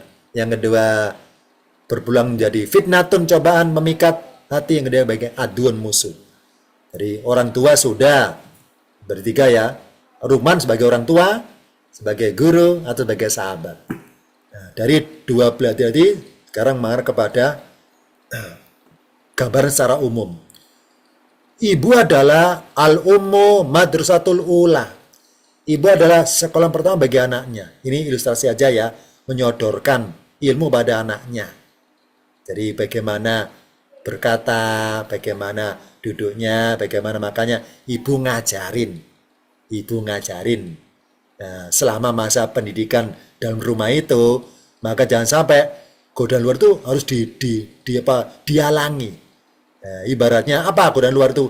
Ya lewat TV, lewat handphone itu ibu harus menghalangi itu.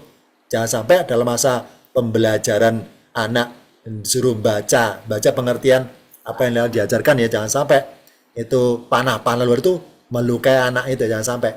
Ini jadi selama masih dalam karantina sekolah dalam rumah kan sekolah ya homeschooling ini ya. Gurunya orang tua sendiri maksudnya homeschooling ini ya. Jadi jangan sampai dari luar itu yang panah-panah itu jangan sampai kena anaknya. Maksudnya jangan sampai pengaruh luar tuh marah pada anaknya. Intinya adalah jangan sampai anak kita itu kenal sesuatu dari orang lain, harus dari orang tuanya langsung. Gitu. Dan misalnya kenal Allah dari orang tuanya, kenal Islam dari orang tuanya. Jangan sampai kenal Islam dari aliran yang nggak sepaham dengan orang tuanya. Gitu. Intinya ke sana intinya. Jadi gimana nih supaya kenal sesuatu dari ibunya. Kenapa? Sekolahan pertama itu ibunya. Kalau gitu bapaknya apa dong? Kalau ibu sekolahan, bapaknya apa kantinnya? Bukan ya, bukan. Ibu adalah madrasatul ula, sekolahan pertama bagi anaknya. Jadi hanya diajak teorinya dari ibunya ini. Apa tugas bapaknya? Kalau di istilah Arab ada namanya al-abu waliwa mahrojan. Bapak adalah pelindungnya mahrojan di luar sana. Jadi ketika anak di luar rumah, meskipun bapaknya lagi kerja, tapi minimal tahu di mana sekarang itu, sama siapa teman-temannya. Minimal mantau dari jauh. Kalau punya tracking pun di tracking. Asal gimana ya? Ada tracking ya, ada kan sekarang aplikasi keluarga ada kan ya, saling bisa melacak handphone keluarga masing ada kan sudah. Ini orang tua ada melindungi. Meskipun secara fisik bisa di tempat, tapi minimal tahu keselamatan anaknya itu terancam atau tidak, tahu. Nah, itu tugasnya orang tua yang laki-laki adalah ketika di luar rumah. Orang ibu tugasnya di dalam rumah kan sekolahan, dalam sekolah. Kalau di luar sekolah, nah ini di luar rumah, bapaknya memantau ini. Nah ini ibu ngajarin teorinya dalam bukunya ini, bapaknya anak melihat mempraktekkan apakah dibanding seperti itu. Ini contoh ya. Ini keduanya saling berperan ini, berperan. Ibu sekolahannya, anak sebagai bapak sebagai pengawal ketika di luar rumah. Nah, ini dua-duanya berperan ini. Lanjutannya, ada ungkapan bahasa Arab ini, bidayatul hurufi alif ba.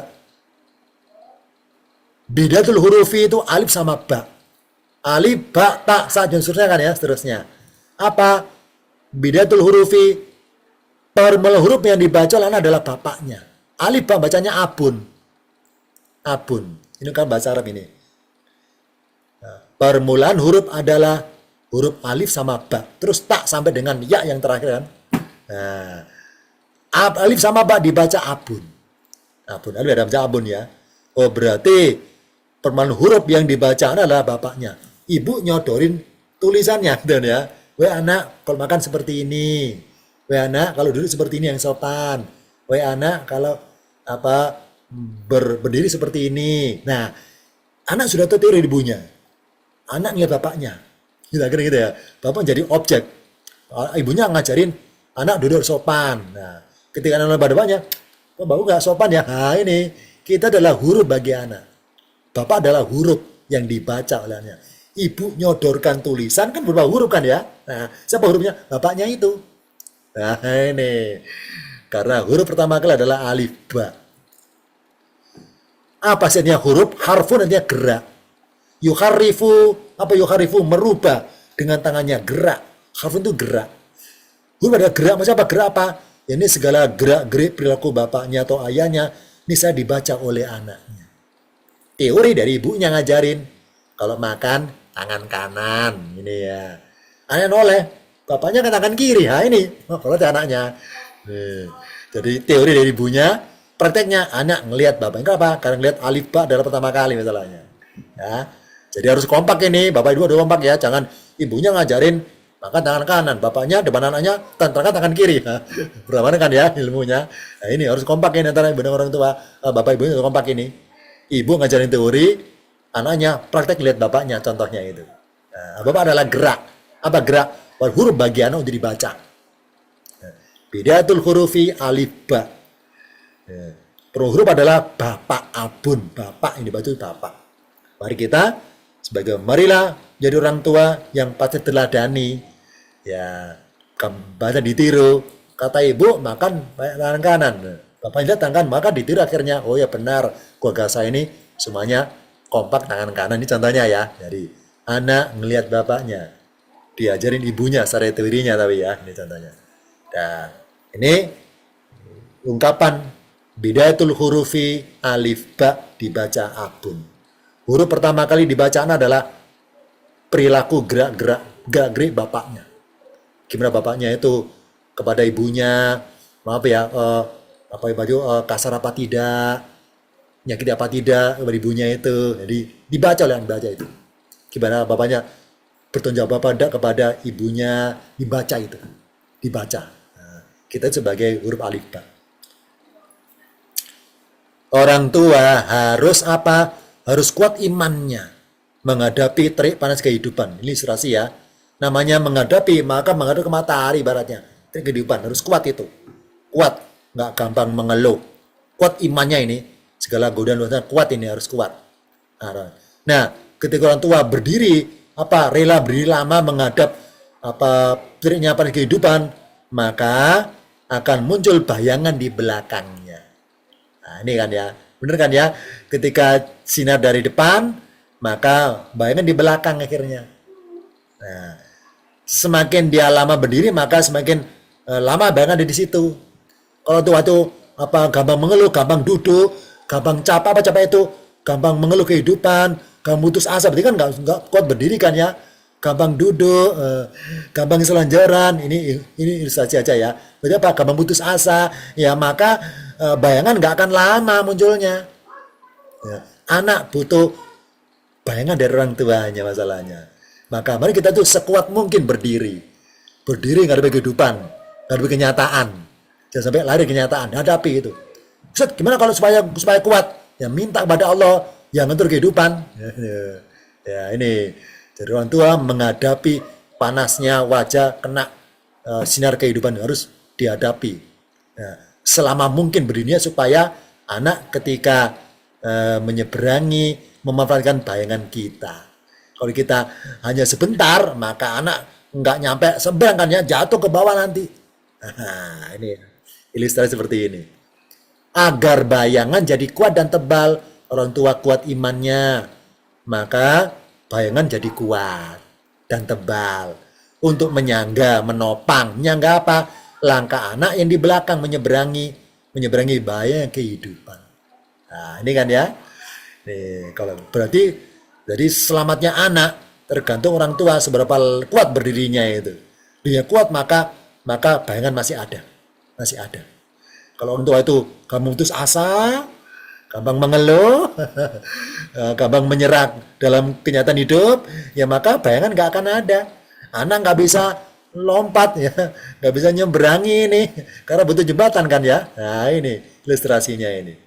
Nah, maka nasibnya anak di dunia tergantung doa dari orang tuanya akhirnya.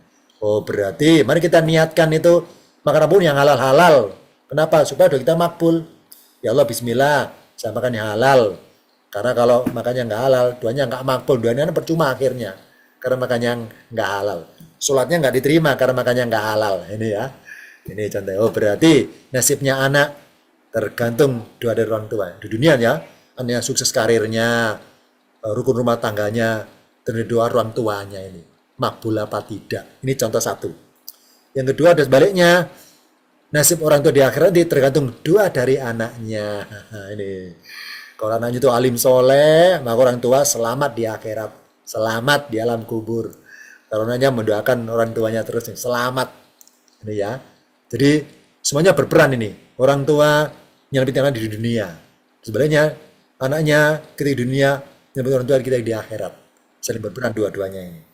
Maka sebagai orang tua, mari kita selama mungkin kuatnya kita menghadapi panasnya duniawi itu. Harus kuat imannya loh ya. Nggak gampang, maaf ya, nggak gampang disuap, nggak gampang diajak untuk ketidakjujuran, nggak gampang diajak untuk hal yang kedoliman, nggak mudah kena pengaruh oleh sekitarnya. Itu namanya kuat imannya. Kuat. Kalau kuat makanannya bangga, punya orang seperti bangga. Tapi maaf ya, sebaliknya misalnya jadi orang tua kok ketangkep, jadi orang tua terlibat kasus, anaknya malu ya. Jadi buluan di sekolahnya ini, mana yang malu nanti. Jadi apa nggak punya bayangan, anaknya nggak bisa menyeberangi kehidupan, nggak bisa, nggak kan butuh bayangan, butuh jembatan, nggak bisa ini. Anaknya putus asa, sekolahnya putus asa karena malu sebagainya. Melihat wanita seperti itu, jadi beban mental bagi anaknya akhirnya. Nah ini hikmahnya ya. Orang tua menyiapkan bayangan untuk anaknya. Bayangan, sekuat mungkin bayangannya. Imannya kuat, bayangannya kuat. Imannya tebal, bayangannya tebal. Bisa menyangga anaknya ketika menyeberangi bahaya kehidupan ini, nggak kejebur ke dalam jurang-jurang keduniawian itu. Berikutnya, ini kalimat hikmah ya. Bagaimana mungkin bayangan menjadi lurus jika tongkat yang menggunakan bayangan tersebut ternyata bengkok? Ini contoh tongkat ya, kayak bersandar di dinding ini. Kalau tongkatnya bengkok, otomatis bayangannya bengkok juga ini ya. Ini nggak bisa diedit ini ya.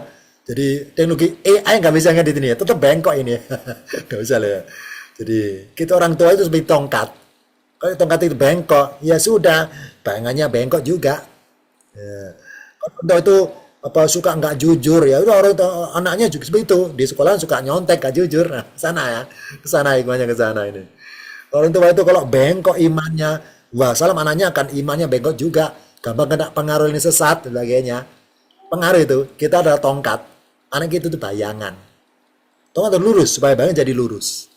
Nah, kalau tongkatnya bengkok, bayangan akan jadi bengkok. Nah, ini ilustrasi pakai tongkat.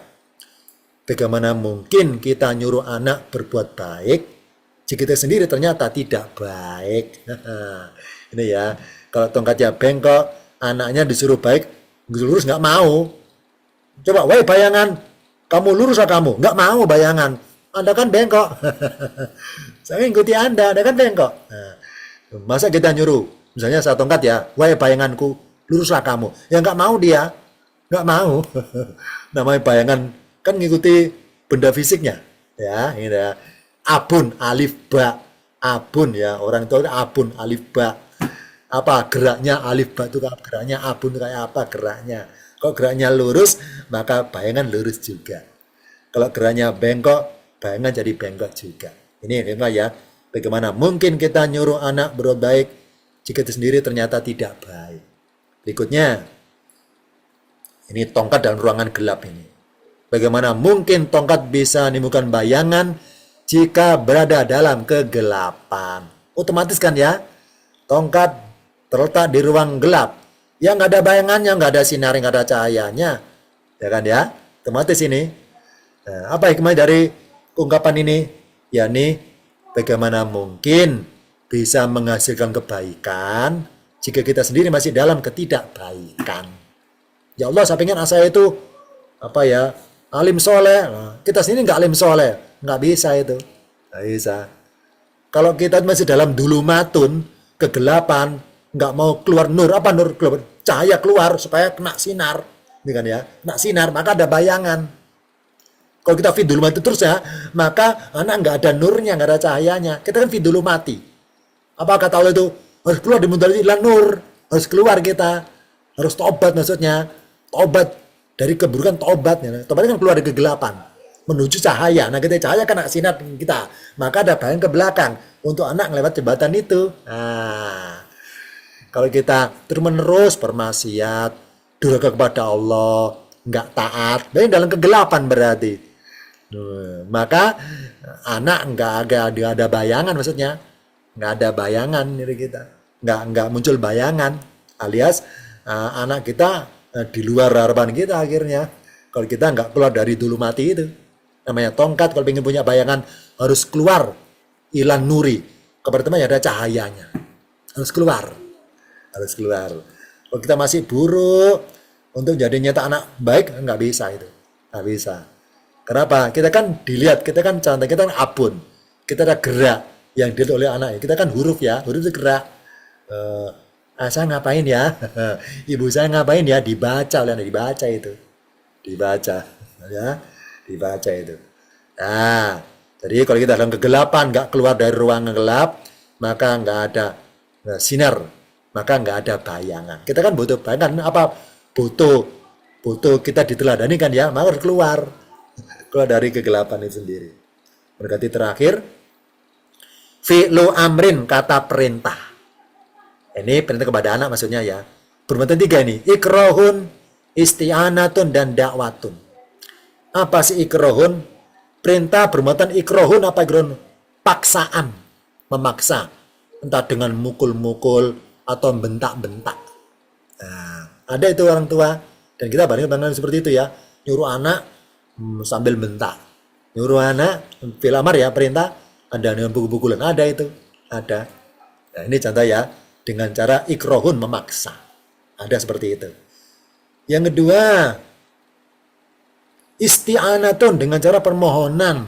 Misalnya, nah ambilin ini ya, nanti saya kasih hadiah. Ini namanya berupa imbal tuh, ini ambilin ya. Tuh, pintar sekali ya kalau ngambilin ini. Nah, puji-pujian. Itu namanya isti'anatun. Jadi nyuruh anak secara nggak sadar lewat kita puji-puji dia. Tuh pintar kamu kalau ngambil itu untuk ayahmu. Nah ini disanjung dulu untuk supaya bersedia ngambilnya itu. Itu namanya isti'anatun. Fil amar bermuatan permohonan. Nah ini ya. Yang ketiga, dakwatun fil amar, kata perintah kepada anak yang bermuatan ajakan, mengajak. Ini dengan damping atau teladanan. Contoh misalnya ya, misalnya ini saya pernah ngalami. Suatu ketika nenek dulu saya masih kecil ya, masih SD lah atau TK lah. Nenek saya itu di rumah ya bersama saya waktu itu ya, sore-sore ada pengemis itu lewat. Nenek saya mau ngasih itu. Nah ternyata ngasihnya kepada pengemis itu enggak sendirian, ngajak saya. Yan, ini kasihkan dia. Jadi kesankan nyuruh saya kan, akhirnya enggak ngajak saya dalam perbuatan dia gitu. Jadi ini kasihkan dia. Oh berarti nenek saya itu mengajak saya dalam perbuatan memberinya itu kan ya. Nah, itu namanya mengajak. Nah, mengajak. Jadi tangan saya dipegang ini, dipegang gitu. Jadi mendampingi. Jadi enggak sedang nyuruh tapi mendampingi. Tangan saya dipegang, kasih orang itu dipegang gitu. Nah ini contohnya. Karena membekas akhirnya. Oh berarti saya sadar ya. Dulu saya itu disuruh saya ngasih pengemis tapi dengan cara saya pegang tangan saya dan saya itu dekat gini. Jadi mendampingi langsung. Membekas itu. Sekedar nyuruh, ini kasihkan dia. Kan nyuruh kan, lepas tangan kan ya. Kesannya diperintah. Tapi kalau didampingi, diberi kata-kata atau dipegang secara sentuhan fisik kepada anak itu, entah dengan dirangkul pundaknya si anak itu atau bagian pokoknya ada sentuhan fisik, itu lebih merasa diajak maksudnya. Itu kalau ini kasihkan dia tanpa ada sentuhan apapun, kesannya ya ini kesannya disuruh bukan diajak maksudnya, kesannya disuruh entah dengan paksaan, terpaksa ngerjakannya atau iming-iming imbalannya. Ini contohnya ada 3. Oh berarti mari kita sebelum kita tuh menyuruh apapun, mari kita menjadi sebagai seorang Luqman. Kun Luqmana, jadilah seorang Luqman. Qabla an taqula ya bunayya, sebelum kamu berkata, wahai anakku, ambilkan ini. Wahai anakku, ambilkan itu. Wahai anakku, jadilah orang seperti ini. Nah, itu sebelum seperti itu, mari jadi Luqman. Mengusungkan diri kepada Luqman. Ya, nanti kita mau ngomong itu sama sebagai apa? Orang tua, atau sebagai guru bagi murid, atau sebagai sahabat bagi anak. Dan menyesuaikan kata-kata kepada dia itu. Nah, kita seperti Luqman. Yang ketiga adalah seperti itu, kalau kita berlukman, banyak syukurnya, jangan banyak mengeluh pada Allah. Dengan banyak syukurnya, maka apapun yang kita alami di hidup, tegarnya kita dibaca oleh anak kan ya. Oh saya bangga punya orang tua itu mengalami orang seperti itu kuat. Jadi mari ibaratnya keluhan kita jangan sampai di depan anak maksudnya, supaya nggak jadi pesimis hidup dia dan sebagainya. Intinya kesana seperti Luqman.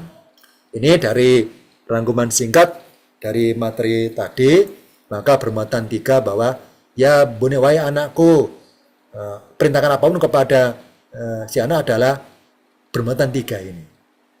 Dan yang terakhir adalah karena sekarang anak hidup pada zaman serba digital, serba IT, dan kita nggak bisa menghindar dari teknologi yang ada itu, maka anak langsung di rumah kan, tetap pada pengaruh dari luar kan ya, lewat apa yang dia punya itu. Maka salah satu kesimpulannya adalah misalnya suatu benda di rumah kita namanya handphone. Ya, anak di rumah ini, tapi kan pikirnya keluar. Secara fisik di rumah ini, tapi pikirnya keluar. Keluar mana? Bola pintu rumah. Keluar ini ke dalam ruangan handphonenya itu dia itu.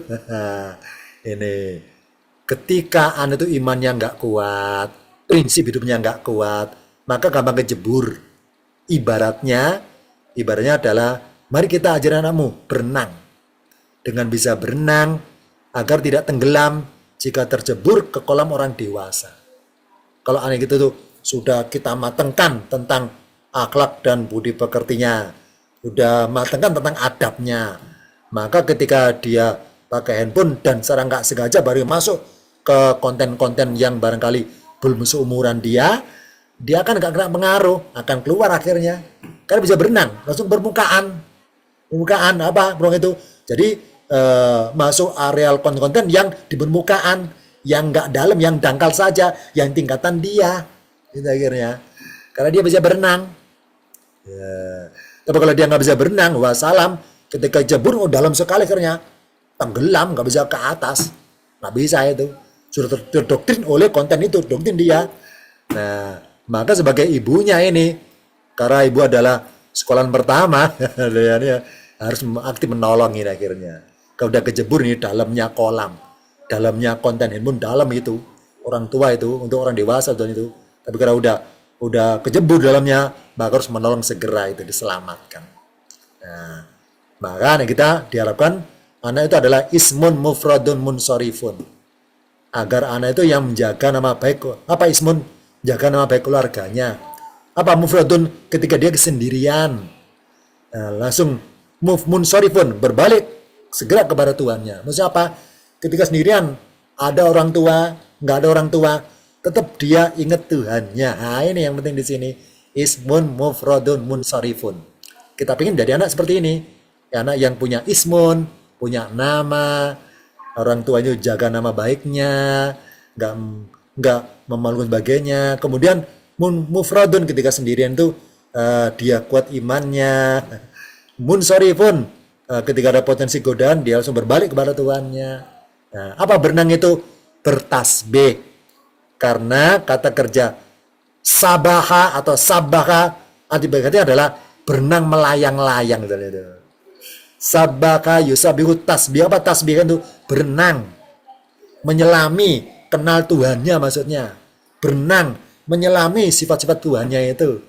Nah, apa bertasbih itu? Kenal Tuhannya. Muji-muji Tuhannya lewat ibadah sholatnya. Lewat lafal bacaan Qurannya. Intinya adalah, mari ketika anak kita ajak terbiasa bertasbih muji Allah, lewat segala amalnya itu namanya bisa berenang berarti. Nah, kita jadi untuk tenang. Dia di sekolahan, gak akan gampang mengaruh pergaulan temannya. Ketika dia sendirian, bahkan HP sekalipun, kita tenang.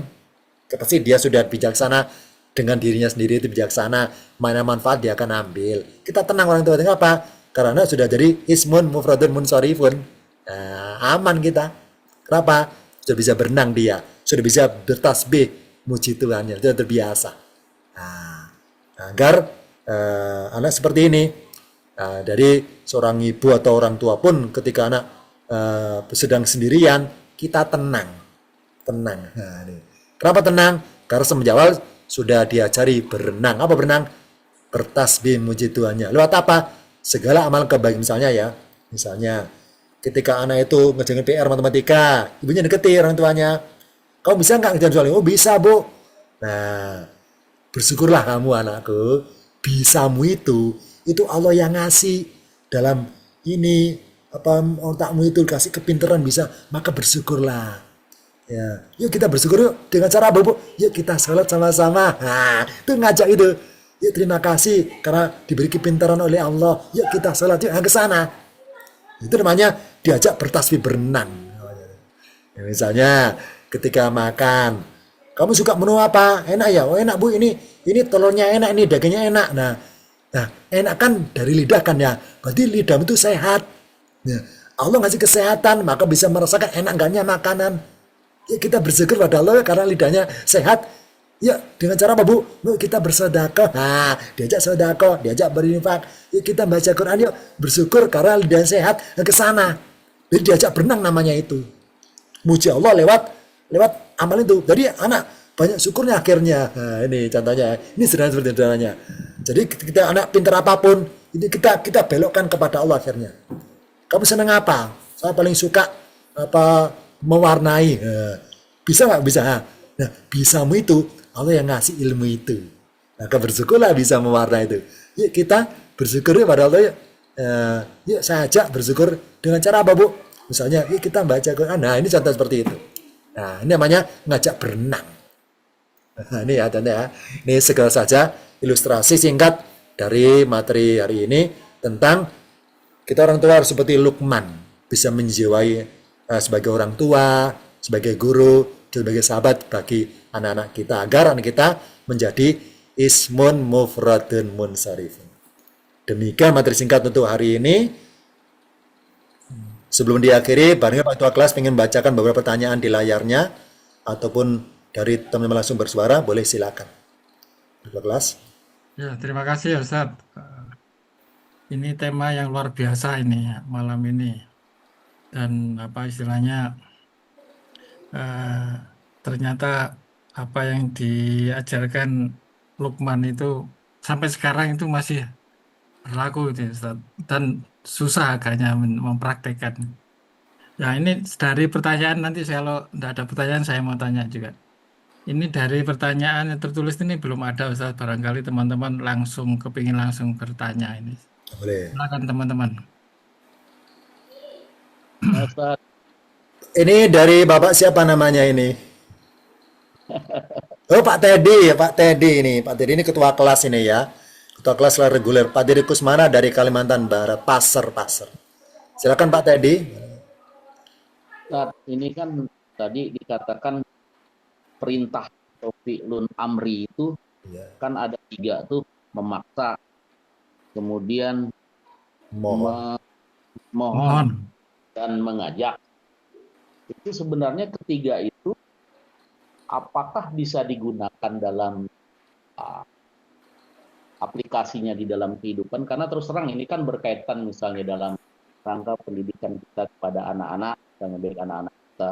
Kebetulan saya sekarang sebagai guru kadang-kadang juga untuk mendisiplinkan itu kan untuk anak-anak yang tidak bisa disiplin itu kan kadang-kadang harus dipaksa juga gitu. Apa memang seharusnya kita itu menggunakan yang 3 ini atau memang kita harus mengajak juga gitu kan? Nah itu Ustaz. Terima kasih. Assalamualaikum warahmatullahi Jadi fil amar kata perintah itu bermuatan 3. Nah, jadi nada perintah kita nyuruh anak itu belum 3. Nadanya apakah membentak? Nah, dia maksa kan ya? Atau pakai bumbu-bulan bagainya? Atau nadanya memohon? Atau nadanya mengajak? Nah, ini. Nah sekarang Pak Teddy mempraktekannya waktu itu di sekolah ibaratnya ya. Itu udah diurut ya. Dengan diajak susah Ustaz. Ya, dimohon dikasih hadiah-hadiah kayaknya nggak tertarik nih. Berarti perlu hadiahnya tuh lebih besar lagi hadiahnya supaya menarik ya, supaya mau. Atau dengan cara maksa. Nah, ini mungkin wabarakatuh. Ya, kadang-kadang kita di sekolah juga ya untuk yang tidak terbiasa kemungkinan misalnya ya kita paksa juga misalnya masalah sholat gitu kan, walaupun kadang-kadang kita udah mencontohkan gitu kan, tetapi kan contoh dari kita itu juga kadang-kadang juga tidak diikuti serta merta oleh anak-anak didik kita itu kan gitu. Nah, iya. Iya, ini kalau dari sisi alokasi waktu ya, alokasi waktu yang saya pahami, saya pahami. Jadi pas kita tuh di sekolah sebagai guru, itu kan waktunya singkat. Namanya kan iya, lembaga pendidikan dan didik itu loh singkat waktunya kan ya, didik singkat ya. Didik kita kan atas nama sebagai apa formal, yakni buku diperkirakan kepada sekolah ini sendiri kan ya, formal. Nah, ternyata si anak itu rasa ketertarikan kepada amalan soleh itu mungkin tidak sebegitu apa bagi dia, mungkin karena bermula dari di rumahnya seperti itu di rumahnya harusnya kan terintegrasi ya antara orang tua dengan guru itu kompak itu harus kompak gitu. Jadi apa yang diajarkan guru di sekolahan orang tua mendukung harusnya itu mendukung agar anak ini akhirnya apa pintu manapun itu tempat dalam rangka tetap ruang lingkup pendidikan akhirnya kan di rumah dididik orang tuanya di sekolah dididik gurunya kan gitu kan ya harusnya kayak gitu. Nah ketika si anak itu di sekolah ternyata dalam suatu pelajaran atau apapun kita ajak kepada misalnya pelajaran sholat nggak tertarik maka kita kita dengan secara personal nih contoh personal apa misalnya itu ini berdua berdua. Kita kan sebagai guru tahu ya, wah ini seperti ini katanya. Nah, kita dekati personal. Entah sudah kita ajak berdua acara apa sebagainya, ngomong secara hati ke hati itu. Kita bangkitkan rasa sukanya kepada Tuhan Allah. Kita bangkitkan rasa sukanya kepada amalan sholat itu. Nah, harus kita personal itu, personal.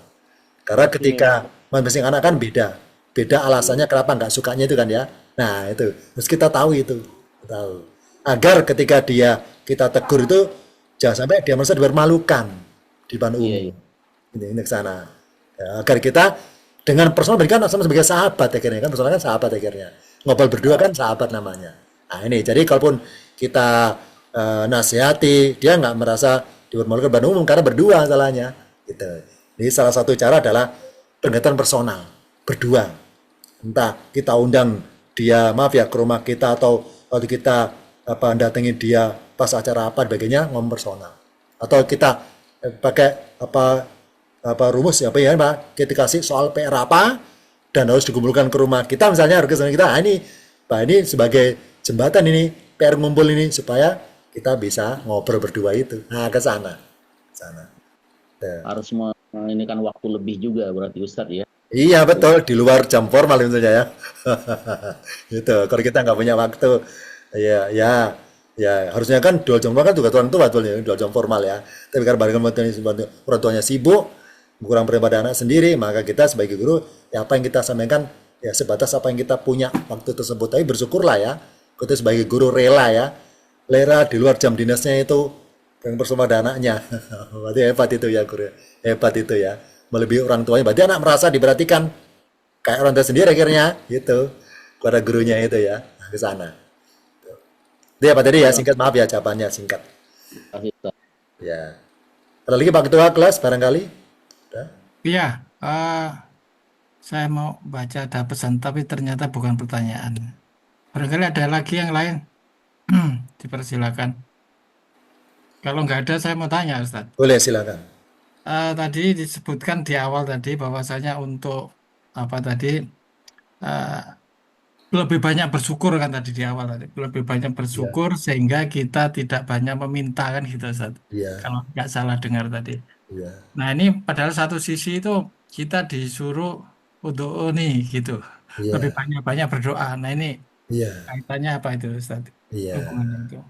Kemudian yang kedua Jadi, sekalian Ustaz, ini Lukman sebagai contoh menasihati anaknya. Ini maaf ini saya belum tahu kira-kira anaknya namanya siapa Ustaz ya? nah, ya, ini perlu ke ke kecamatan ya, lihat kakaknya ya, asli kakaknya ya. Saya pengen tahu ini kartu keluarga, lupa siapa saja personilnya Ya, keluarga. kakaknya saya cari belum ketemu Lah Ustaz. ya itu ya, harus ke Dukcapil ya itu ya. Ya. Jadi ingat bahwa Allah itu nyuruh kita pakai fi'il amar. Apa? Ud'uni, berdoalah kepadaku. Ya. Apa doa itu? Gelagat minta namanya berdoa. Ya. Bukan isi doanya loh ya, bukan isinya hakikatnya. Gelagatnya itu penting. Ud'uni, berdoalah kepadaku. Nah, kalau kita berdoa berarti mengungkapkan rasa butuhnya itu kan gitu kan ya. Isi itu nggak penting berdoa, isi nggak penting. Nggak penting agaknya, nggak penting isi itu. Nah, kayak gitu tuh manusia itu punya perasaan, karena begitu latanya manusia maka diungkapkanlah isi hatinya lewat ucapan gelagat itu kan ya. Nah gitu akhirnya. Tuh, jadi ud'uni, doalah kepadaku. Apa isi doanya? Bagi Allah nggak penting sebetulnya, nggak penting. Kenapa? Allah sudah ngatur. Contoh misalnya ya Allah, berilah saya kesehatan. Hakikatnya kita pun maaf ya, bangun tidur ya kita udah sehat kok. Misalnya kita nggak sempat kan mau tidur, misalnya ya Allah besok pagi saya tolong ya Allah mata saya itu besok pagi bisa melek dengan sempurna. Kita nggak sempat minta seperti itu, nggak sempat kan berdoanya seperti itu. Tapi bangun tidur kan bisa melek kan, namanya Allah ngasih tanpa kita minta kan dalam doa, bener kan ya? Nah ke sana. Berarti apa berdoa itu? Gelagat rasa butuhnya dimunculkan. Mengenai apa kalimat doanya itu, silakan ungkapkan itu. Apa hikmahnya? Berarti kita itu apa? Berbuat mengamalkan gelagat berdoa minta ditunggangi apa yang kita inginkan, kan gitu akhirnya kan ya. Bener kan ya? Nah, ke sana kan ya. Nah, itu. Oh, berarti apa beriman paling urgen pada Allah itu dengan bersyukur ini? Ya Allah, minta gini misalnya, ya Allah, ampunilah saya. Barangkali saya itu selama ini bersyukurnya masih kurang. Itu namanya minta kan ya, minta. Ya Allah, berilah rezeki saya, berilah kemudahan dan mendapatkannya. Barangkali selama ini saya itu merasa kesulitan. Jadi ini contohnya. Jadi sebetulnya ada itu, butuhnya ada. Jadi sebatas merasa butuh. Nah, ya, butuh. Tapi kalau nada itu memaksanya minta itu baru perbuatan tidak beradab akhirnya. Nah, ya. Jadi bersyukur apa syukur itu? Ya ini apa ketika Allah beri sesuatu maka dimanfaatkan sebenarnya maunya Allah, bukan maunya kita. Itu namanya bersyukurnya di situ. Nah, ketika maka itulah ketika berpotensi menyimpang dan sebagainya itu maka di situ berdoanya meminta. Minta apa? Ya minta perlindungan lah, minta tetap diistiqomahkan dalam amalan syukur inilah sebagainya itu. Nih minta di situ. Baru apa yang kita nggak sempat minta yang lainnya otomatis lah dan aku akhirnya ditambah tanpa diminta akhirnya ke sana. Ya. Yang kedua adalah dalam sejarah memang tidak dicatat ya secara detailnya. Siapa anaknya Luqman? Dalam sejarah nggak tercatat ini. Terus siapa istrinya Luqman? Nggak tercatat. Intinya adalah ketika Quran itu mengisahkan seseorang, kok nggak detail ya Quran ceritanya ya? Itu berarti di luar, ya. Di luar yang Allah sampaikan maksudnya. Di luar perhatian kita maksudnya. Ya, alih kasarnya nggak tahu itu nggak pengaruh bagi keimanan. Itu maksudnya. Saja. Misalnya ya, ada kisah Musa nyebrang laut, dikejar Fir'aun, ya, nyebrang Laut Merah. Nah, berapa jumlah yang nyebrang, siapa saja namanya, kita nggak tahu nih. Nah, nggak merusak keimanan. Kalaupun tahu nggak nambah keimanan, hanya nambah pengetahuan, ilmu. Sama di sini. Kalaupun kita tahu siapa Nabi Luqman, hanya nambah pengetahuan, nggak nambah keimanan. Kalaupun nggak tahu, nggak merusak keimanan. Ya saja. Malah lebih parah lagi nih. Pernah saya seperti ini oleh seorang ibu ini, Ustadz, kenapa kita baca Quran harus tahu ilmu tajwid? Kenapa? Padahal nanti saya meninggal di alam kubur, gak ditanyai apa itu iklab, apa itu igom. Nah, itu ada ke sana maksudnya. Sama di sini. Oh, berarti tahu nggak tahu tentang anak Luqman nggak pengaruh di alam kubur. Itu maksudnya ya, nggak pengaruh. Nggak ditanyai kok. Intinya nggak nambah keimanan, nggak ini keimanan. Jadi Quran itu hanya mengisahkan yang sifatnya prinsip-prinsip, poin-poin yang bermuatan ajaran maksudnya. Jadi siapa istrinya Luqman, siapa anaknya, kenapa dibicarakan? Karena nggak bermuatan ajaran. Allah ceritakan adalah bunyi wasiat Luqman karena bermuatan ajaran. Nah, mengenai siapa Luqman, di Quran nggak bilang Luqman seorang pengembala, Luqman seorang kulit hitam, nggak bilang. Kenapa nggak bilang? Karena nggak bermuatan ajaran. Itu ya. Nah, bermuatan ajaran, itu ya. Nah, kalau misalnya Allah bilang Luqman seorang pengembala kulit hitam, nanti seakan-akan maaf ya diskriminatif nanti. Ya, berarti orang kalau hitam itu orangnya alim salim ya, soalnya Luqman itu. Ya, gitu. Jadi kalau sifatnya apa ya secara detail Quran nggak cerita, berarti itu tidak bermuatan ajaran. Ya. Apa Quran itu kitab ajaran? Makanya kisahnya maaf ya tidak urut, tidak detail. Kalau detail kisahnya, sejarahnya, detail kisah atau muatan cerita di Al-Quran, bagi kitab Quran namanya kitab sejarah berarti. Ya, sejarah kan detail dari Luqman lahir sampai meninggalnya di kisah Al-Quran persis lengkap. Ya, jadi Quran kitab ajaran. Makanya kisah di Quran itu hanya sepenggal karena bermuatan ajaran. Nggak urut, nggak mau jadi satu. Itu ya, kesana hikmahnya. Termasuk kisah Luqman ini hanya dikisahkan mengenai isi wasiatnya. Nggak dikisahkan gimana keseharian Luqman, gimana dia beramalan apa kok dapat hikmah gitu. Dari berbagai catatan dalam sejarah saya pernah baca bahwa Luqman itu ya dikasih Allah hikmah itu karena Luqman itu belajar ternyata. Belajar apa? Belajar membaca apa yang dia lihat dalam kenyataan hidup. Jadi belajar membaca kegagalan orang, belajar membaca kebodohan orang. Belajar, misalnya, lupa lihat ada orang nggak bisa nulis ini susah, itu dipelajari dia. Oh berarti kalau nggak berusaha, nggak tekun, maka susah nulisnya. Jadi ilmu dia. Jadi apa yang dilihat sesuatu yang sifatnya ke segala sesuatu yang kesempurnaan itu kurang, cuma jadi ilmu bagi dia. Maka Allah kasih dia hikmah akhirnya karena bisa belajar membaca kehidupan itu. Nah, ke sana. Yang pertama, yang kedua adalah Luqman tingkat ma'rifatnya kenal Allah sudah tinggi. Sudah tinggi. Kenal namanya sudah khatam. Apa? Sering nyebut nama Allah. Kenal sifatnya sudah khatam. Kenapa? Karena menjelmakan suatu ketuhanan di hadapan hambanya. Dan kenal perbuatan Allah sudah khatam. Jadi segala sesuatu yang dialami nggak enak itu, dia ngeliat hikmah di balik nggak enaknya itu. Nah, di sana. Makanya nggak pernah suudzon kepada Allah, nggak pernah suudzon akhirnya. Itu baru Allah kasih hikmah di situ. Nah, ke sana ya.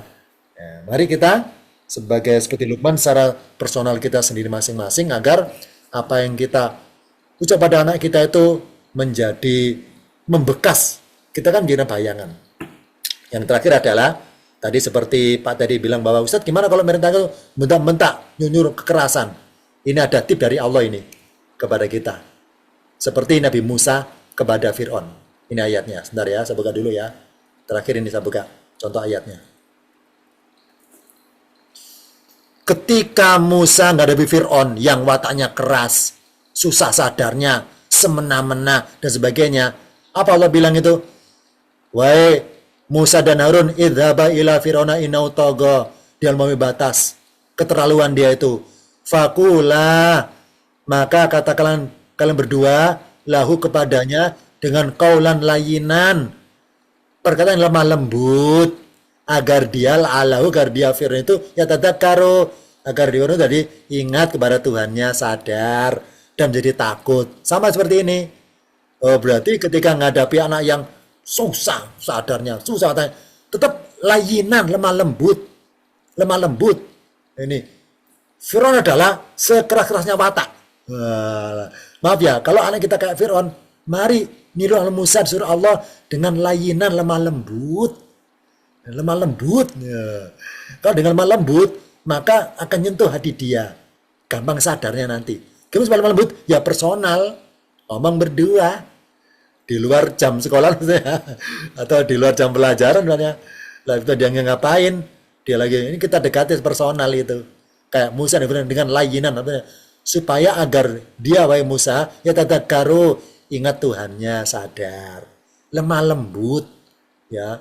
Ini Musa aja loh ya, nggak ada Fir'aun lemah lembut kok, nggak dengan cara mentang-mentang Musa sakti nantang nggak gitu kan ya. Nggak sebenarnya lemah lembut. Yang kedua adalah contoh personal ini, masalah jilbab ini. Allah bilang perintahnya pakai fi'il mudhari bukan fi'il amar. Ya ayuhan nabi wa nabi kul li azwajika, katakanlah kepada istri-istrimu, wa banatika, dan anak perempuanmu, wa nisal mu'minina, dan pada istrinya orang mukmin, yudnina alaihinna min jalabihinna, hendaklah mereka julukan jilbabnya ke seluruh tubuh mereka. Titik. Kalau kita cari Al-Quran, Allah perintah kepada wanita pakai jilbab, itu arah perintahnya nggak langsung berbunyi gini misalnya ya ayat Tuhan ini ya, pakai mana sini ya ayat Tuhan mukminat adnina, ya Tuhan wahai para wanita mukmin adnina alaikunna min jalabihinna. Nggak seperti ini bunyinya, ini julurkanlah jilbabmu, nggak gitu.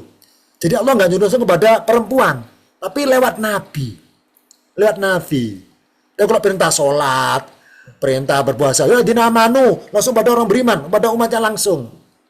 Tapi kalau urusan jilbab, ini ya, urusan jilbab, hijab jilbab, itu Allah nggak nyuruh langsung berwanita, lewat pasangannya, lewat suaminya, setelah personal, tidak pakai fi'il amar, tidak bertentang langsung pada wanita. Ya dalam mu'minat nggak gitu, adin nggak gitu fi'il amarnya, adin nggak apa, tapi yudnina, hendaklah. Kenapa?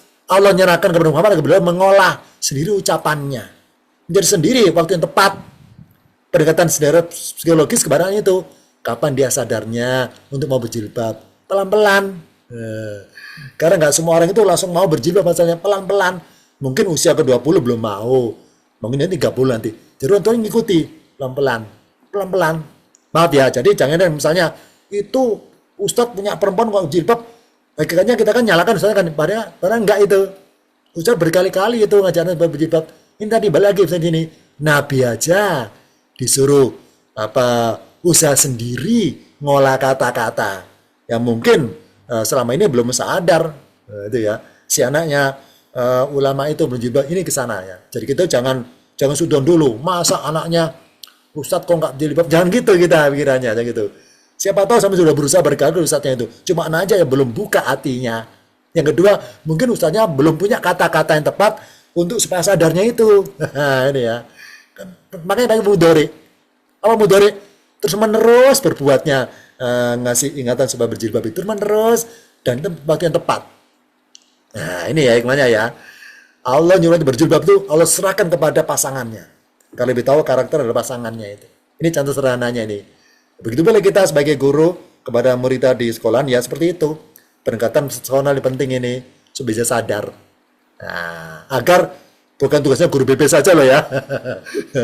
Ya, guru mata pelajaran maupun juga ke sana harusnya. Sama-sama ada jiwa didiknya maksudnya. Nah ya. Ini hikmahnya Allah perintahkan kepada wanita berjilbab itu nggak perintah dari langit langsung turun ke bawah, tapi ke Rasul dulu supaya menyampaikan secara personal. Nah, kapan dia sadar ditunggu kapan sadarnya. Mungkin pas orang tua udah meninggal baru sadar dia kan berjilbab bisa seperti itu. Ya, kita nggak tahu kan ya hati dia dibuka Allah tahun berapa dibuka hatinya itu oleh Allah itu. Nah ke sana. Yang terakhir adalah dari contoh ayatnya. Ini salah satu doa ini yang kita sudah semuanya hafal ya untuk keluarga kita bersama ini. Ya ini apa? Waladzina yaquluna rabbana Tuhan kami hablana. Apa hab itu? Berilah dengan segera semuanya mendesak. Hablana berilah bagi kami. Minazwaj dari pasangan kami. Wadriyatana wadriyatin dan keturunan kami. Qurrata ayunin apa? Qurrata ayunin menunjukkan penyujuk mata. Qurrata ayunin. Jadi menunjukkan mata kalau dipandang maksudnya. Jadi menyenangkan punya anak seperti ini. Menyenangkan punya pasangan seperti ini. Waj'alna dan jadikanlah kami imaman lil muttaqin. Urutannya ya imam lil muttaqina gitu tanya. Sebagai imam bagi orang yang bertakwa. Ini salah satu ungkapan doa yang kita berkali-kali baru sudah hafal dalam doa kita. Ya mari kita menjiwai doa ini.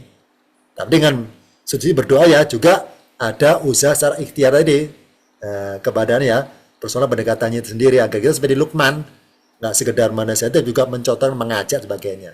Ini contohnya agar kita sebagai orang tua kita sudah meninggal pun tenang akhirnya, tenang karena punya anak alim soleh-solehah, tenang akhirnya karena ketika dia masih hidup kita ajarkan sabbaha yusabbihu, bertasbih, berenang, menyelami air sudah kebal, melayang-layang di udara sudah kebal ibarat itu, udah kebal. Karena kita cetak seperti ini sebagai ismun mufradun munsharifun. Demikian singkat dari materinya hari ini. Nanti tajamnya di grup aja kalau nggak ada dalam forum ini. Terima kasih atas ngobrol bersama. Insya Allah jumpa lagi mendatang di tema yang lainnya di bulan depan. Kita sama-sama dengan bacaan Alhamdulillah. Alhamdulillahirabbil alamin. Subhanakallahumma wa bihamdika asyhadu an la ilaha illa anta astaghfiruka wa atubu ilaik. Akhir kalam. Wassalamualaikum warahmatullahi wabarakatuh. Waalaikumsalam warahmatullahi wabarakatuh. Terima kasih Ustaz. Ya, sama-sama. Pak Teddy, terima kasih ya. Awas kita sehat-sehat ya. Sama ya Ustaz. Lagi bulan depan di forum yang sama. Saya tutup kelasnya ya. Istirahat malam yang sudah merasa 5 watt. Silakan istirahat ya. Ustaz. Jadi saya kirimi filenya di grupnya masing-masing. File rekamannya mau file PDF-nya. Sabar nunggu ya di grup masing-masing. Saya kirim.